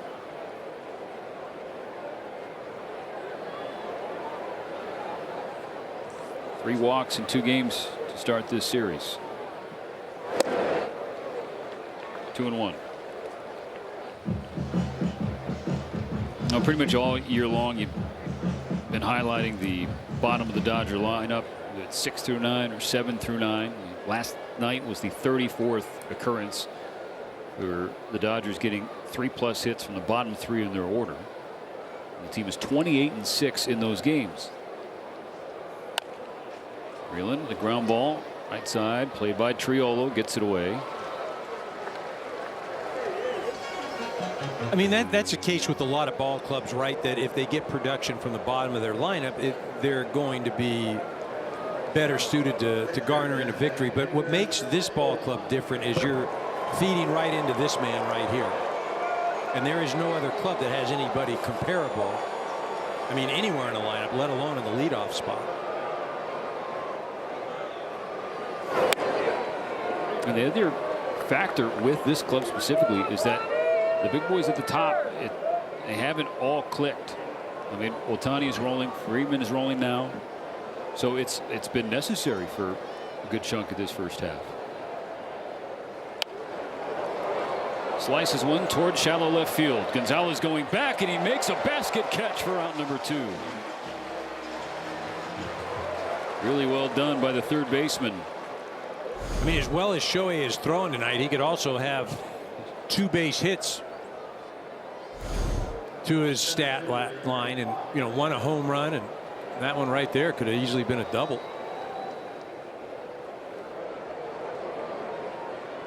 Two nice defensive plays against Shohei this evening.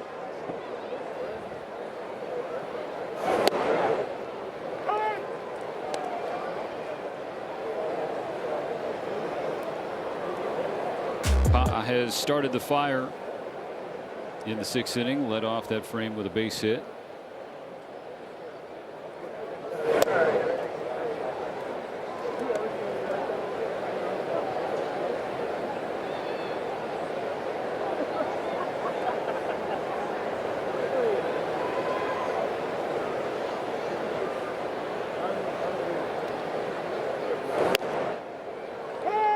One and 2.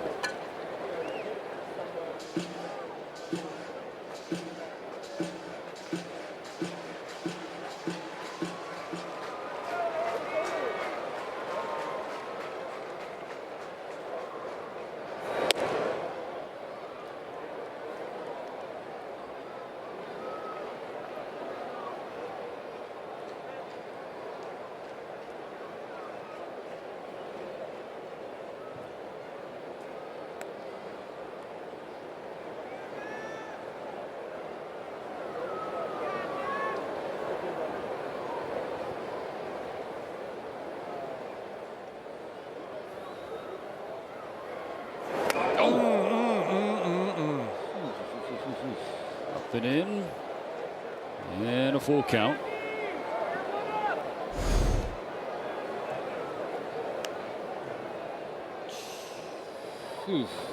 Now real speed.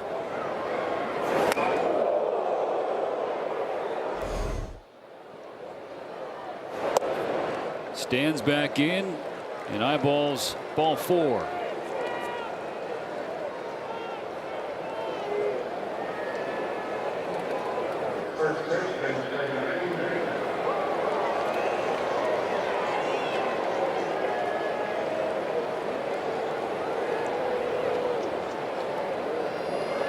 Reddy's reached twice and scored both times. First pitch, line toward left center field. Mangum back, and he makes the catch, sliding in front of the warning track. Deepest part of the yard here at PNC Park. Pajas is stranded. It's time for the 7th inning stretch, brought to you by Sit and Sleep, SoCal's most trusted mattress store.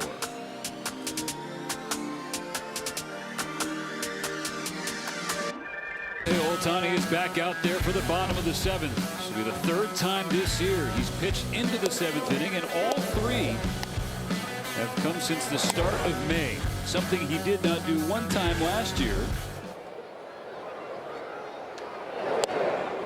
I'm interested to see this at bat right here, because Callahan got him on the first pitch in his last AB, and Shohei just a super competitor. Hasn't retired Callahan tonight. Walked him in the 2nd and then in the 4th. Callahan's first major league home run. Splash.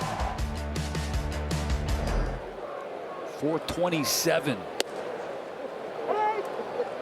against one of the leading Cy Young candidates in the National League.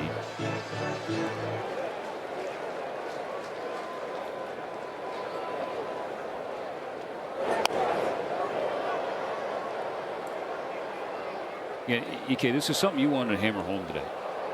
Right now, I mean, you're really engrave his name on the MVP trophy once again in the National League. But he is currently a finalist. Of course, a long way to go in this 2026 season. But the betting odds say he is the third best odds to win National League Cy Young behind Christopher Sanchez of the Phillies and Jacob Mizorowski of the Brewers. And it's happening at the same time. It's silly. Still 3-2 on Callahan. Well, what's interesting for me is I was having this conversation about a week ago, and they were talking about who is on the Mount Rushmore of baseball greats, right? Who is your Mount Rushmore? And, you know, is Ohtani there? So, no, he's not there. You know why he's not there? Because he's on his own mountain. Like he is, that's where he is. And I know people may, oh no, he hasn't. But the reality is, he is. And I don't want to hear about the Babe Ruth, right? No. I get the Babe Ruth thing of, yeah, he pitched for a few years and then he turned into this dynamic hitter and, you know, didn't pitch anymore. This is, again, this is your own mountain. An 8-pitch leadoff walk for Callahan, who's reached all 3 times.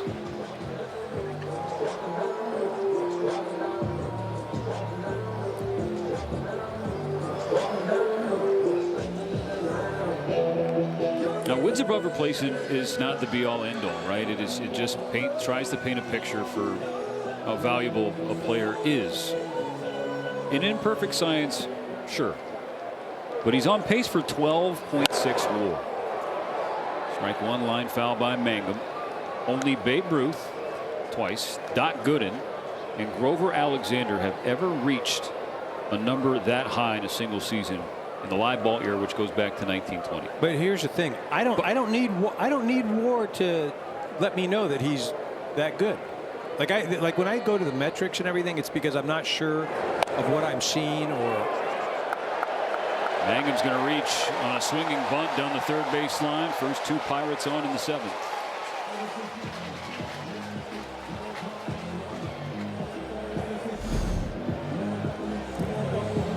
I mean, again, that just, you know, that's the way you're going to get Ohtani. Something just so crazy, unpredictable, like you don't have it on your bingo card. I mean, I can't imagine. I can't imagine that Ohtani doesn't finish the inning, regardless, right? Those are his runs out there. Like if they're going to score, it's going to be because he was throwing. And with the way he pitches, they're going to be stranded.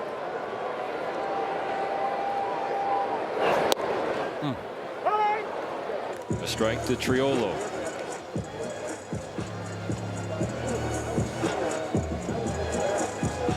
Yeah, 7 and 8 have been the big spots for the Pirates. Callahan reaching 3 times the home run. Mangum with a double and a base hit. He's been on twice. Check swing. Yes, he did.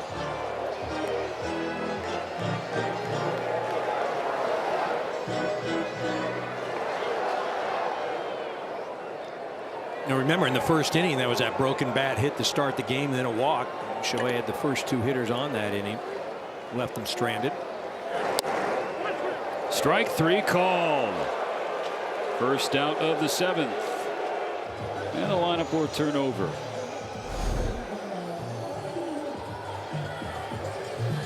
Three greatly executed pitches. You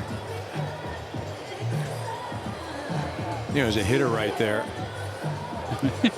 He's all rushing to tap his helmet. He's waiting for the strike 3 call just in case it didn't come.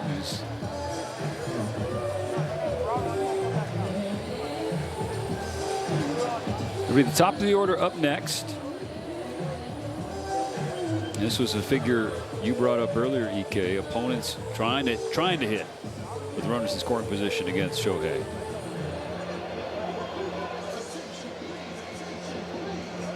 I forget what was that number that Now, what was it there? Three for 41 now, yeah, including 3 for tonight. 41. Right? I mean, that. You know, and again, the interesting thing is you've got Spencer Horwitz, as we highlighted earlier, has been the most fortunate hitter in Major League Baseball this year. Led off the game with a blue base hit. Ball one called, but Rushing will challenge. The I like catcher it. is challenging the ball call.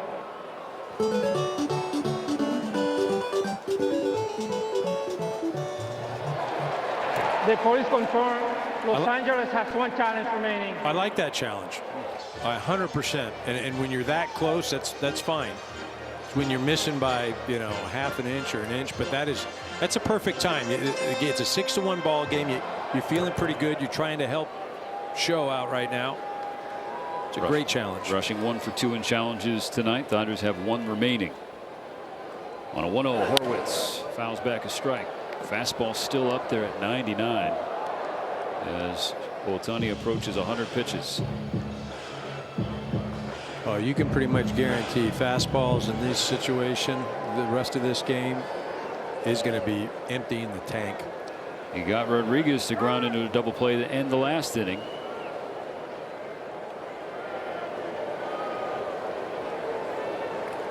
And he'd do it again in the 7th.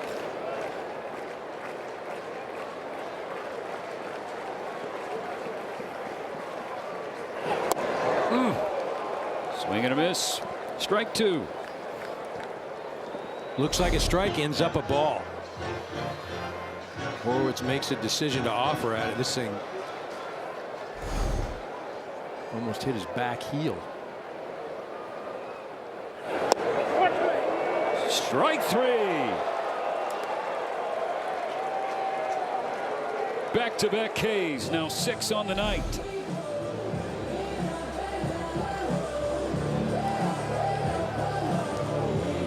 You look at that pitch, first of all, you know, where that thing ends up in the zone. I mean, there's just nothing as a hitter. The best you can do is maybe foul it off. Maybe.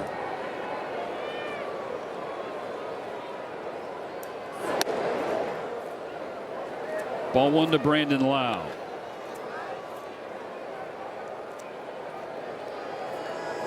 First 2 Pirates got on to start the 7th. The last 2 have struck out on 7 total pitches.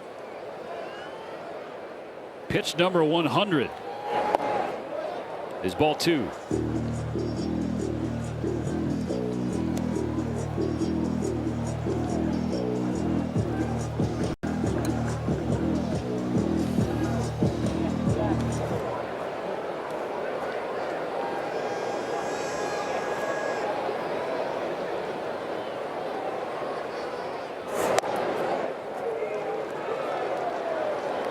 Ball 3. Shohei wanted to challenge that. May have been right. Yeah. Oof. He's had 2 pitches this at bat that were both on the edge, that were called balls but were strikes. That's into right field, down the line and fair. 1 run is in. Mangum coming behind him. The relay home from Freeland is late. It's a 2-run double for Brandon Lau. And it's now 6-3.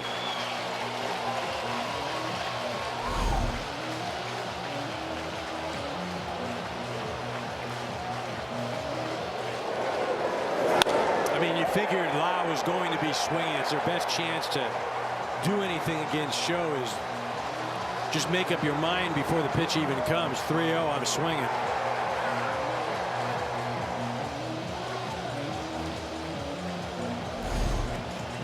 Dalton Rushing and Ohtani had a brief conversation before Dave Roberts took the ball. Shohei acknowledging Felix the only home plate umpire. 102 pitches, 6 2/3. A pitching change for the Dodgers. Back in a moment.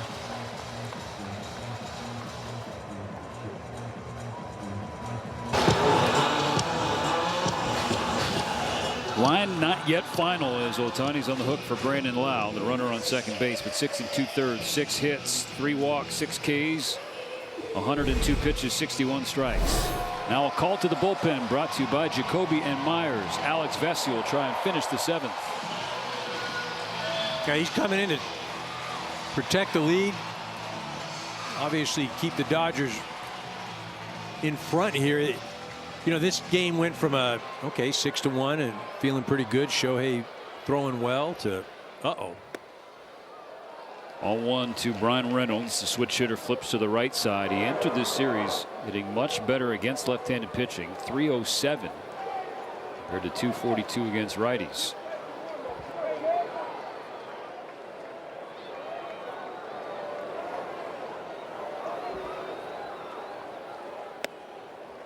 One and one.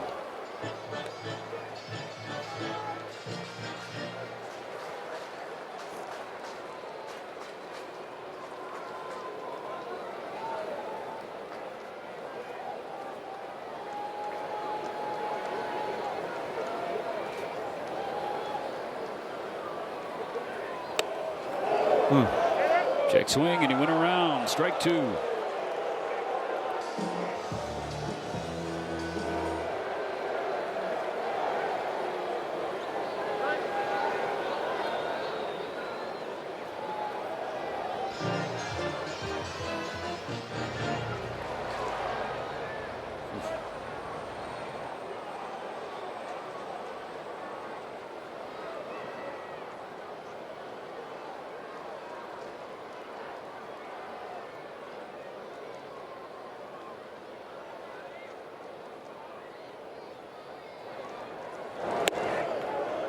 Change up out. 2-2. Dodgers 6, Pirates 3 after the 2-run double from Lau. He's in scoring position for Reynolds.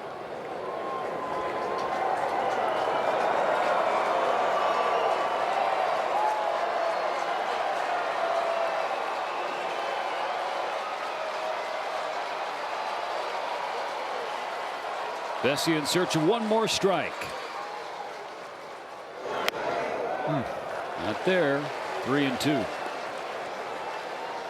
Looks like he's trying to just overthrow a touch right there. He's pulling out that front shoulder, and then he's going to go arm side just high.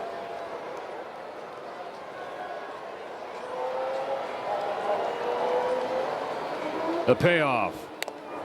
It's a survival swing from Reynolds. Tying run is on deck for Pittsburgh.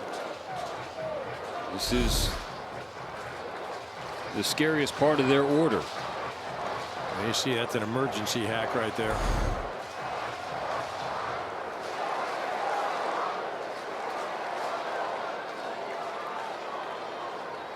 Another 3-2.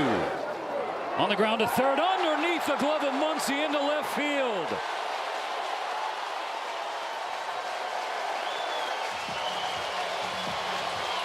And it's 6-4. Tying run coming up.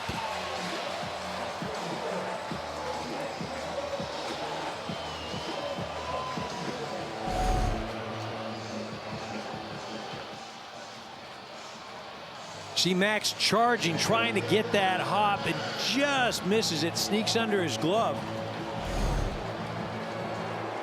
Scored E5 on Muncy. Have been one of the best defensive third basemen in the game. Strike one, fouled back by O'Hearn. He's 1 for 3. Crooked number for Pittsburgh, and they're not done with the 7th.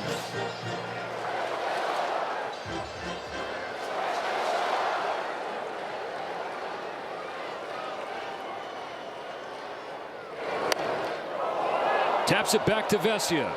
And take his time, makes a good underhand toss to Freeman for the last out of the 7th. But the Pirates have fought back a little bit. Now within 2 going to the 8th.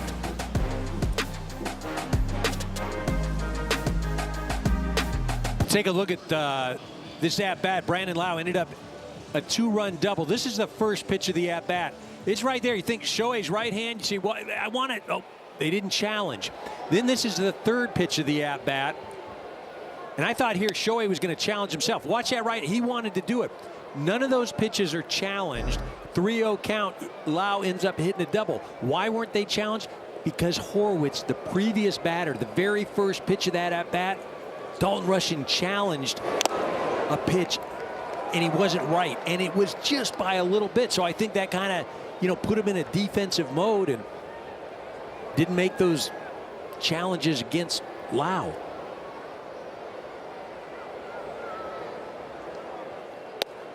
Mookie Betts starting the top of the 8th.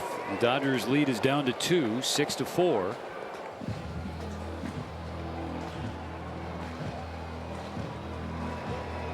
Betts 0 for 3 so far tonight. So the final line now for Ohtani. 6 2/3, 4 runs, but only 3 of them earned. 3 walks, 6 Ks, 102 pitches. So he ends the day with his ERA above 1 for the first time all year. It's at 1.06. High in the air, in center. Mangum waiting.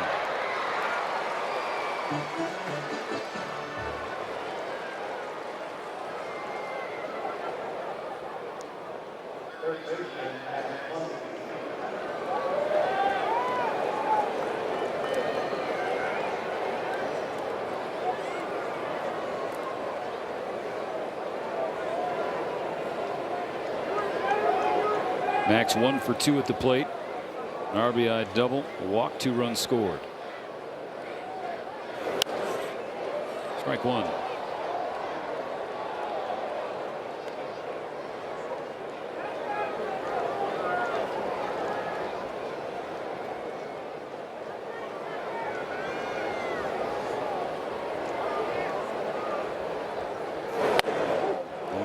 Majinski came in behind Jared Jones. The starter went 4 innings. The 4th for Majinski, who's approaching 70 pitches.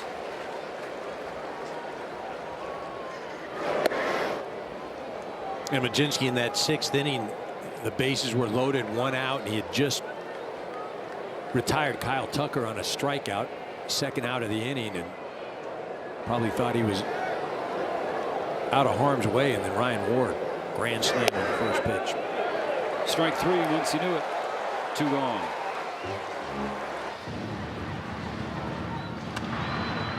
Lefty Evan Sisk got hot yesterday in the bullpen but never came in.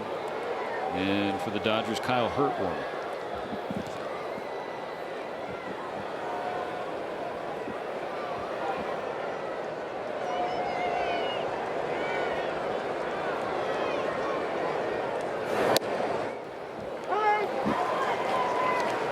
First pitch strike to Kyle Tucker.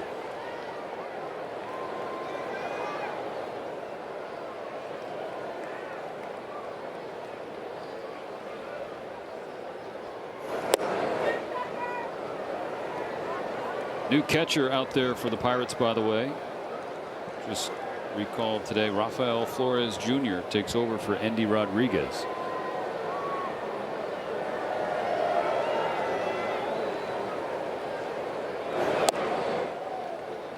Advantage Tucker, 2-1.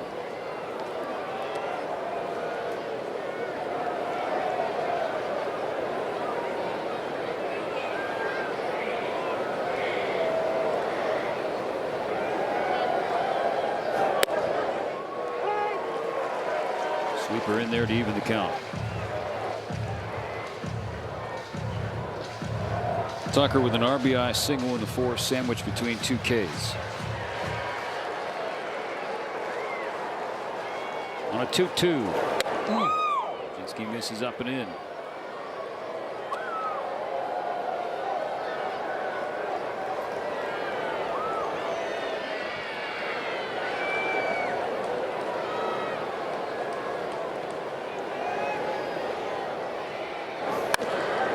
Tucker tags one to right. It's over the head of O'Hearn, or Callahan, I beg your pardon, and off the wall. It's a 2-out double.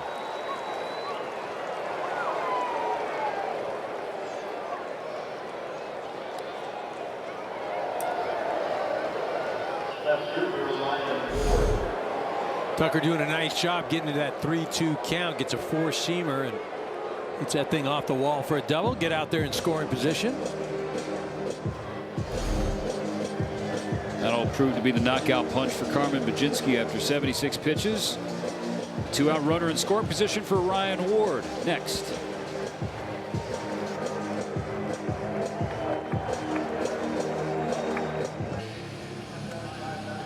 Game number 24 for the lefty Evan Sisk, an ERA of 1.29, 28 innings, 34 strikeouts. Yeah, guy doesn't throw real hard, but he does throw an assortment of pitches. Sinker, curve, sweeper, four-seam change, and you've got to defend against all of them. Throws each one a minimum of 10% of the time. Alex Call will pinch hit for Ryan Ward. Big insurance run out there in scoring position for the Dodgers. This is a sweet spot right here. Left-handed pitching. You see he hits 400. And hitting .333 with runners in scoring position. Get a look at the action from Sisk. Misses with ball one. Yeah, Dodgers are winning that battle tonight as far as base hits with runners in scoring position. 3 for 6 on the evening, while Pittsburgh is 1 for 9. Curve down and in, 2-0. So Call has thrived against lefties, thrived with wrist, and he's thrived coming off the bench. I mean, if you're Pittsburgh, you're really 2-0 right now. I mean, I'm not giving him anything, and rushing, I'll go after him, lefty versus lefty. Call will issue a challenge. The batter is challenging the strike ball.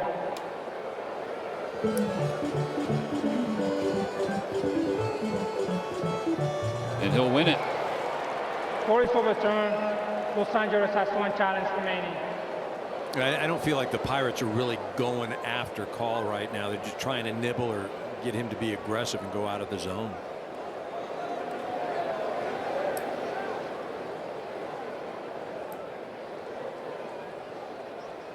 The 3-0. Takes a fastball for a strike.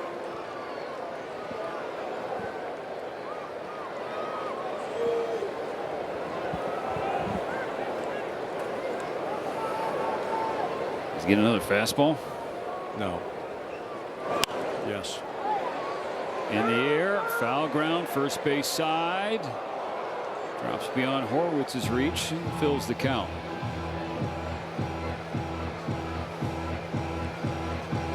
Kind of surprised that they went right after Call. 3-0 fastball, basically big part of the plate, same as 3-1.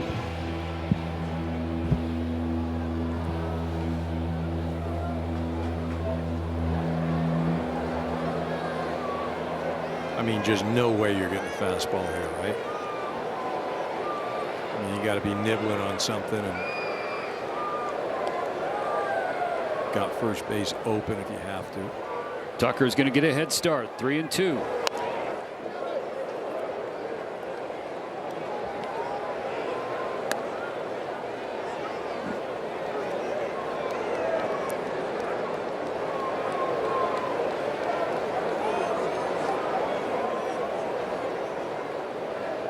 Call fighting the full count, another 3-2 from Sisk. Fouled back and will do it again. Yeah, he's gone 2 off speed after going to 3-2.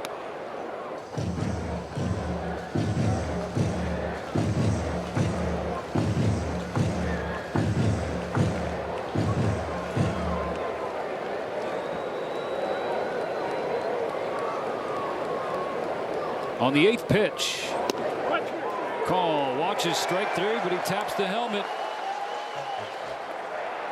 The batter is challenging the strike ball.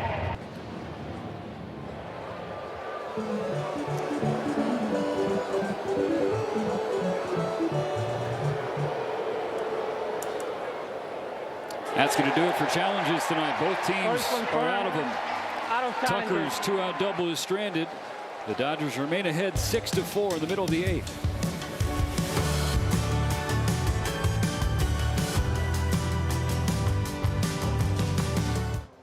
Out the guys on Access Sportsnet Dodgers, presented by Mercury Insurance. John Hartung, Jerry Hairston Jr., Nomar Garcia-Parra. Grand reward, as in Ryan Ward, who's grand slam in the 6th inning is the difference in this game. 6-4 Dodgers. Alex Call, after pinch hitting for Ward, is now playing left.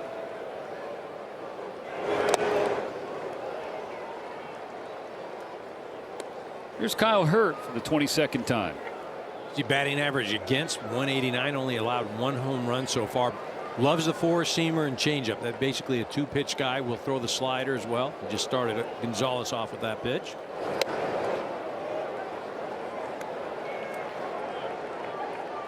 2-0 to the third baseman, who's 0 for 3 tonight.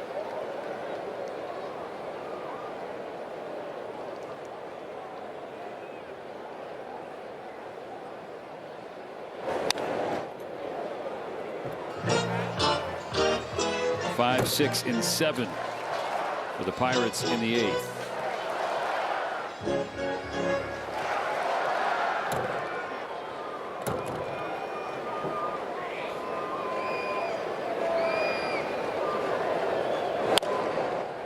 Two and 2.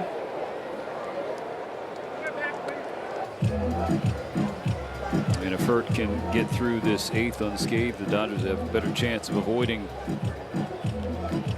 Lau, Reynolds, and O'Hearn in the 9th.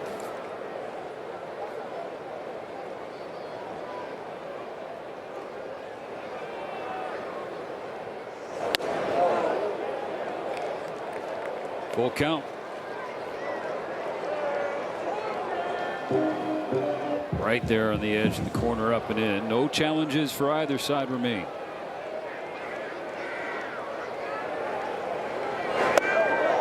That's a leadoff walk, bringing the tying run to the plate.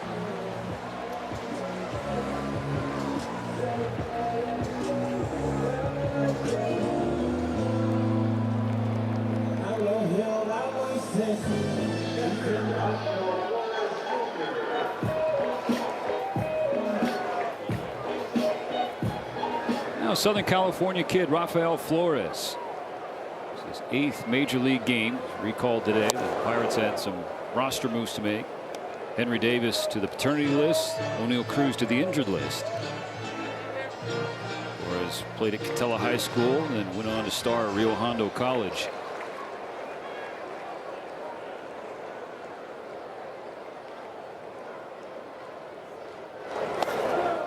One and one.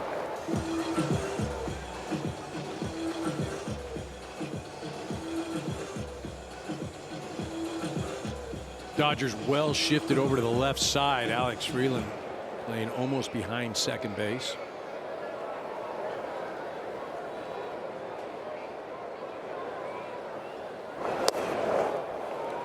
Swing and a miss on a changeup. Strike 2.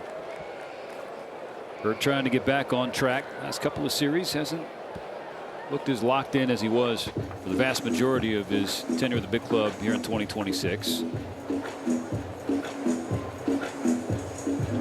4 runs and 4 hits in his last 3 innings. Does have 6 strikeouts, but also 4 walks.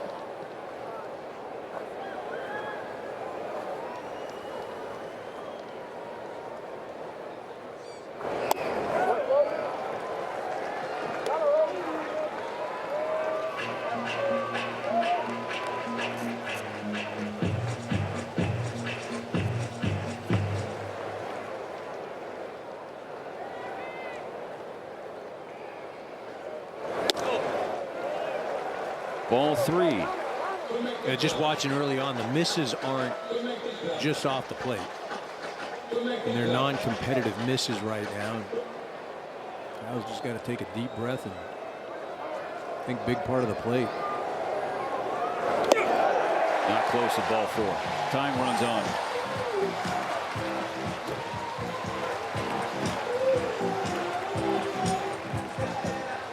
Here comes Mark Pryor.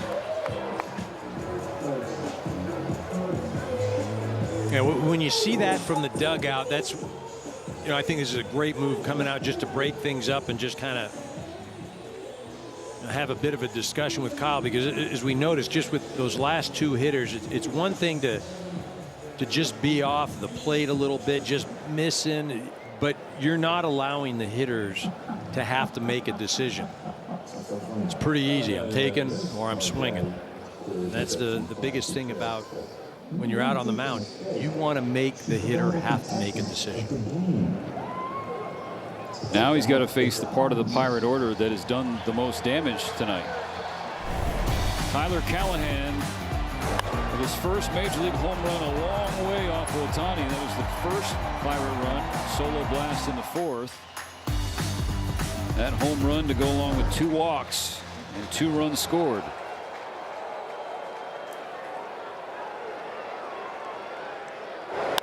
First pitch swinging in the air to deep right field. It is back, and Tyler Callahan has done it again.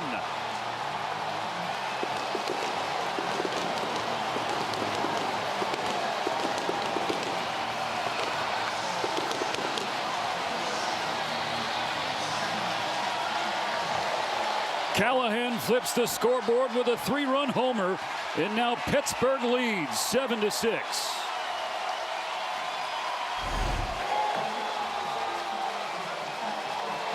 They just flat out sitting on a changeup. The pitch is down. It's over the middle part of the plate. Obviously not down enough. Callahan, never really any doubt on what he was expecting there.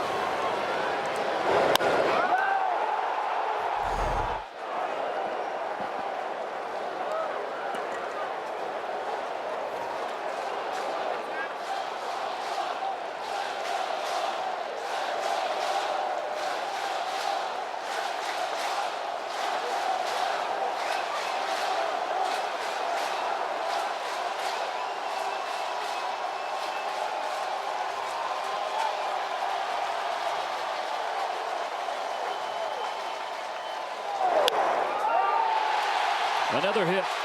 Mangum to right field. The first 4 have reached safely against Kyle Hurt in the 8th.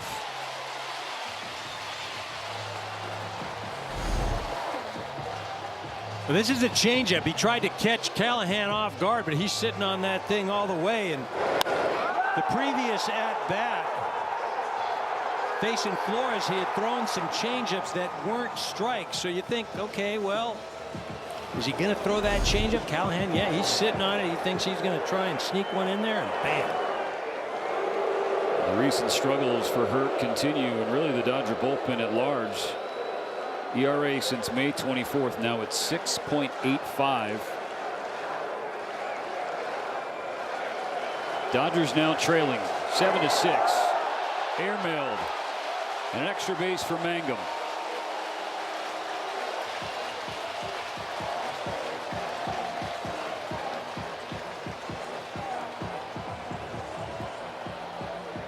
Trying to get warm in a hurry.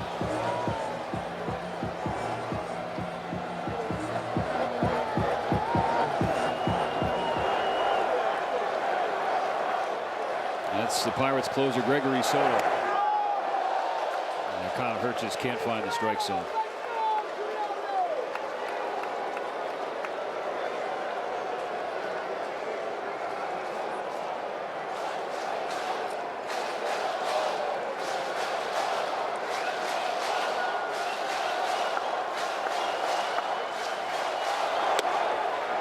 Throw down to third. The tag in time to get him. I'm surprised by the decision from Mangum or the Pirates to have him steal with the way Kyle Hurt has been pitching this 8th inning. That's a gift for the Dodgers. 100%. Right. Rushing does a nice job. Muncy, an excellent catch and tag. Yeah, I do not understand the rationale of that move whatsoever. I mean, that maybe just a missed sign. Whoever made the call, it was a mistake. Strike 1 from Hurt.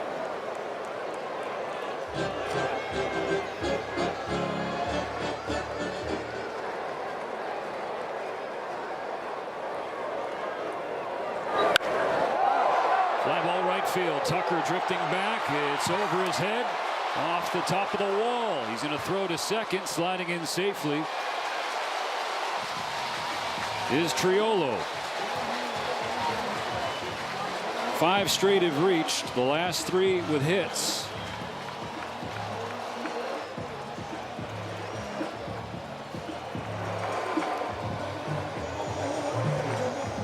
And again, just the dumb decision to send Mangum to third just cost Pittsburgh a run. 1 on, 1 out in the 8th. 7-6 Pittsburgh.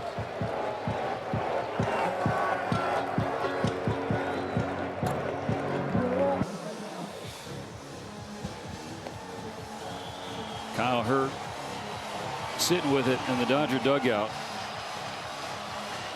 The Pirates have scored 3 runs in the 7th and 3 in the 8th to go from down 6-1 to up 7-6. 5 runs would be the largest blown lead loss for the Dodgers since July 30th of 2024. Jack Dreyer wants to give them a better chance to avoid that and keep it a 1-run game. 1 on, 1 out. Top of the order up there was Spencer Horwitz. Yeah, as tough as this inning has been, the reality is you're only down 1 run. You need to get 2 more outs and get the bats going. And it's just interesting, you know, you mentioned the bullpen. First Dryer's 0-1 to Horwitz. High in the air, deep right field. Tucker is back. It is over his head and gone.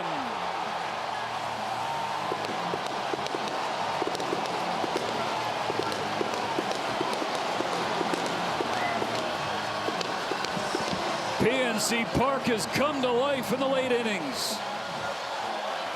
And it's now 9-6.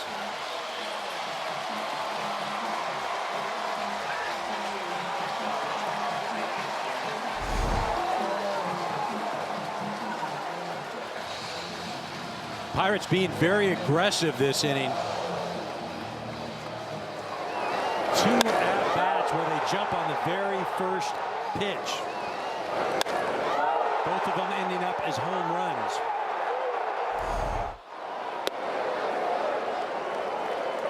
And we talked about it, the Dodgers last 13 ball games, they're 4-9, and that's counting the win last night. It just, one of these places, it's frustrating.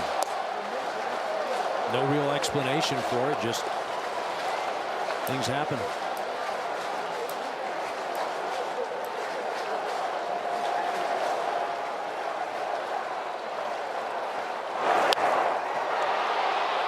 To center for Pages.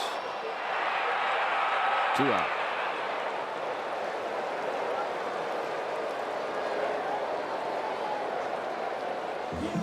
In the top of the 9th, the Dodgers will have Rushing, Freeland, and Ohtani coming up, but now trailing by 3. I mean, you want to go back to everything. You go back to that 7th inning. The Dodgers were in a commanding spot, up 6-1, and 2 out. the leadoff walk to Callahan, and then, you know, that squibber of a base hit. You got first and second, and the next thing you know, you've got issues. Again, it started off with that base on balls. 6-1 ball game. We've seemingly got it under control. Instead, an implosion.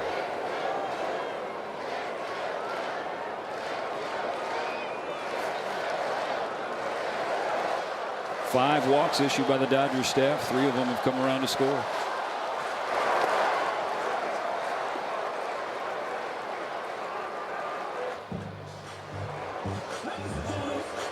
Eighth Pirate to the plate in the 8th inning. Brian Reynolds.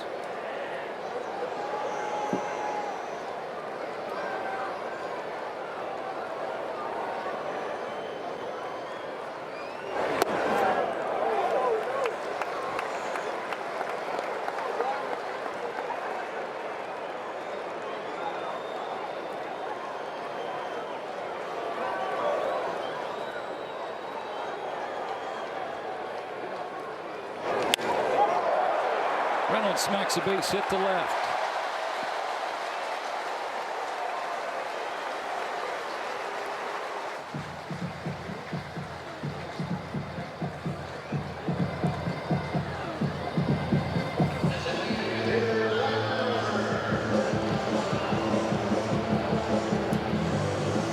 It's the 11th hit of the game for Pittsburgh, 5th of this 8th inning alone.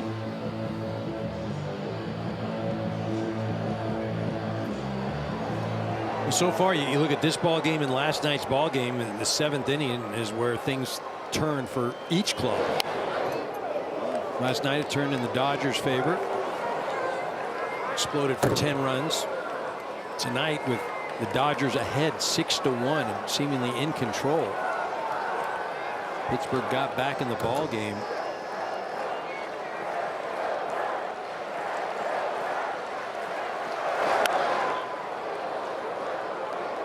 And the Pirates following the same scorebook. Facing one of the Dodgers aces, hung with him, eventually drove him out of the game, Ohtani, to get to the bullpen. But Ohtani had that 7th inning. I mean, there were 3 runs that, again, that leadoff walk, not ideal. But you're right. Once they got to the bullpen, then they were able to take advantage of it.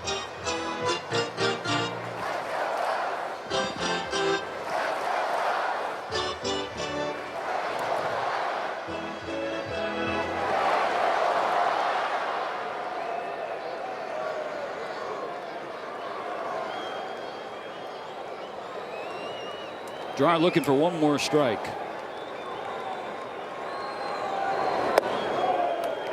1-2.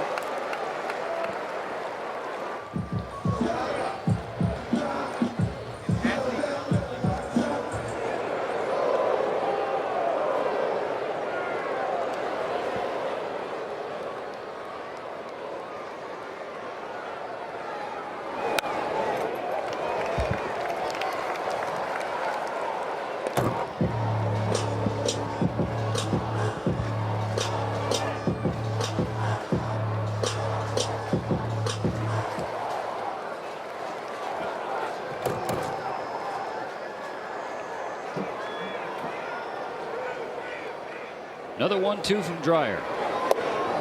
Strike 3. But a 5-run 8th inning and a 3-run lead for Gregory Soto.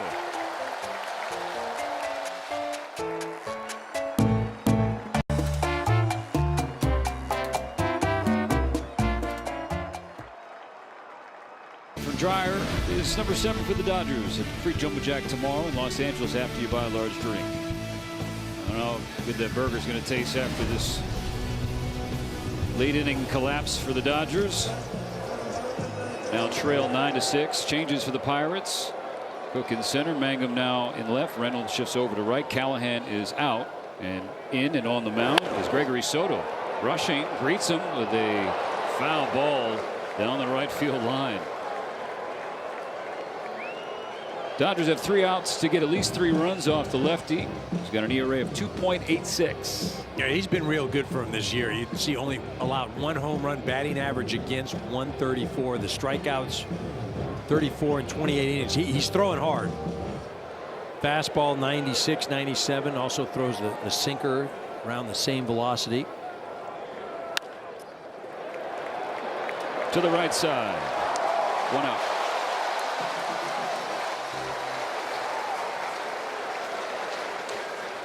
Pinch hitting for Alex Freeland is Miguel Rojas. Yeah, I was just looking back at the Dodgers, the relief corps, and what's gone on. You know, they went 27 straight games without giving up a home run. In their last 15 games, they've given up 13.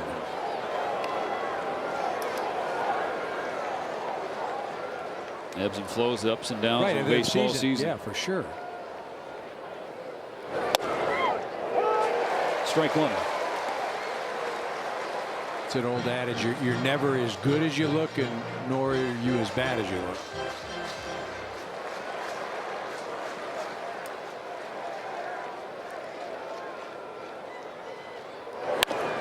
Bouncing ball right side and through. Rojas aboard.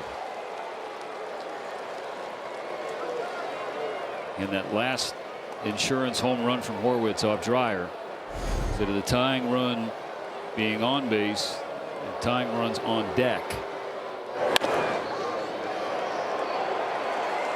Yeah, it really was. You were hoping to keep that to a 1-run ball game.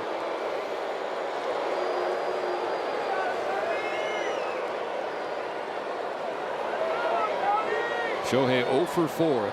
He's had a couple of nice defensive plays made against him.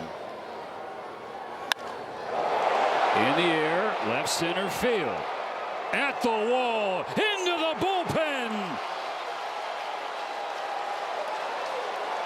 Nobody there to rob that one. Ohtani's 12th of the year, and it's back to a one-run game.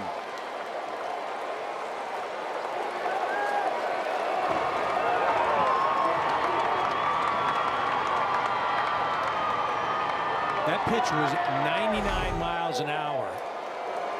He just flipped it out there. Came off the bat at 103 and just continued to travel 412 feet.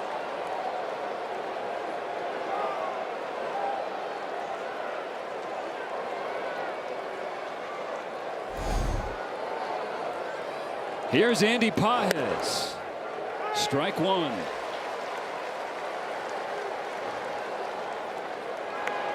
Like I said earlier, that guy's on his own mountain.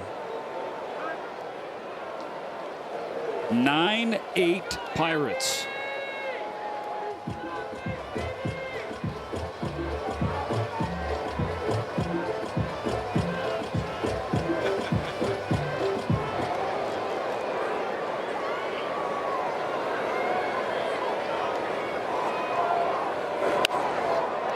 Pages to left. Coming in Mangum. He's there for out number 2.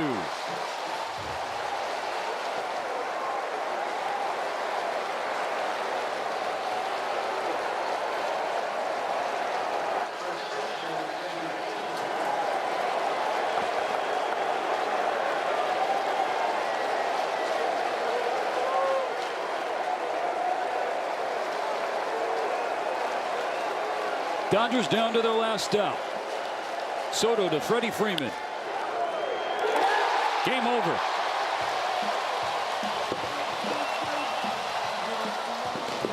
(9-8) Pittsburgh. The Pirates even the series one apiece, setting up a rubber match on this road trip for the Dodgers. And this one, a punch to the gut. It really was. The Dodgers seemed like they were in control of this game going into the 7th inning with a 6-1 lead. Hitting was great. Ryan Ward hit a grand slam. Shohei was absolutely dealing on the mound. Then the wheels just came off. Got to give Pittsburgh credit. They hung in there. They stayed in. They kept battling. They got to the relief corps. Ended up pulling out a victory this evening. Tyler Callahan, the player of the game, 2 home runs, the first 2 of his career, 1 against Ohtani, and then a go-ahead shot. We'll see you tomorrow at PNC Park. For Eric Karros, Kurtson Watson, and our amazing crew traveling in here in Pittsburgh. I'm Stephen Elson. Thanks for watching.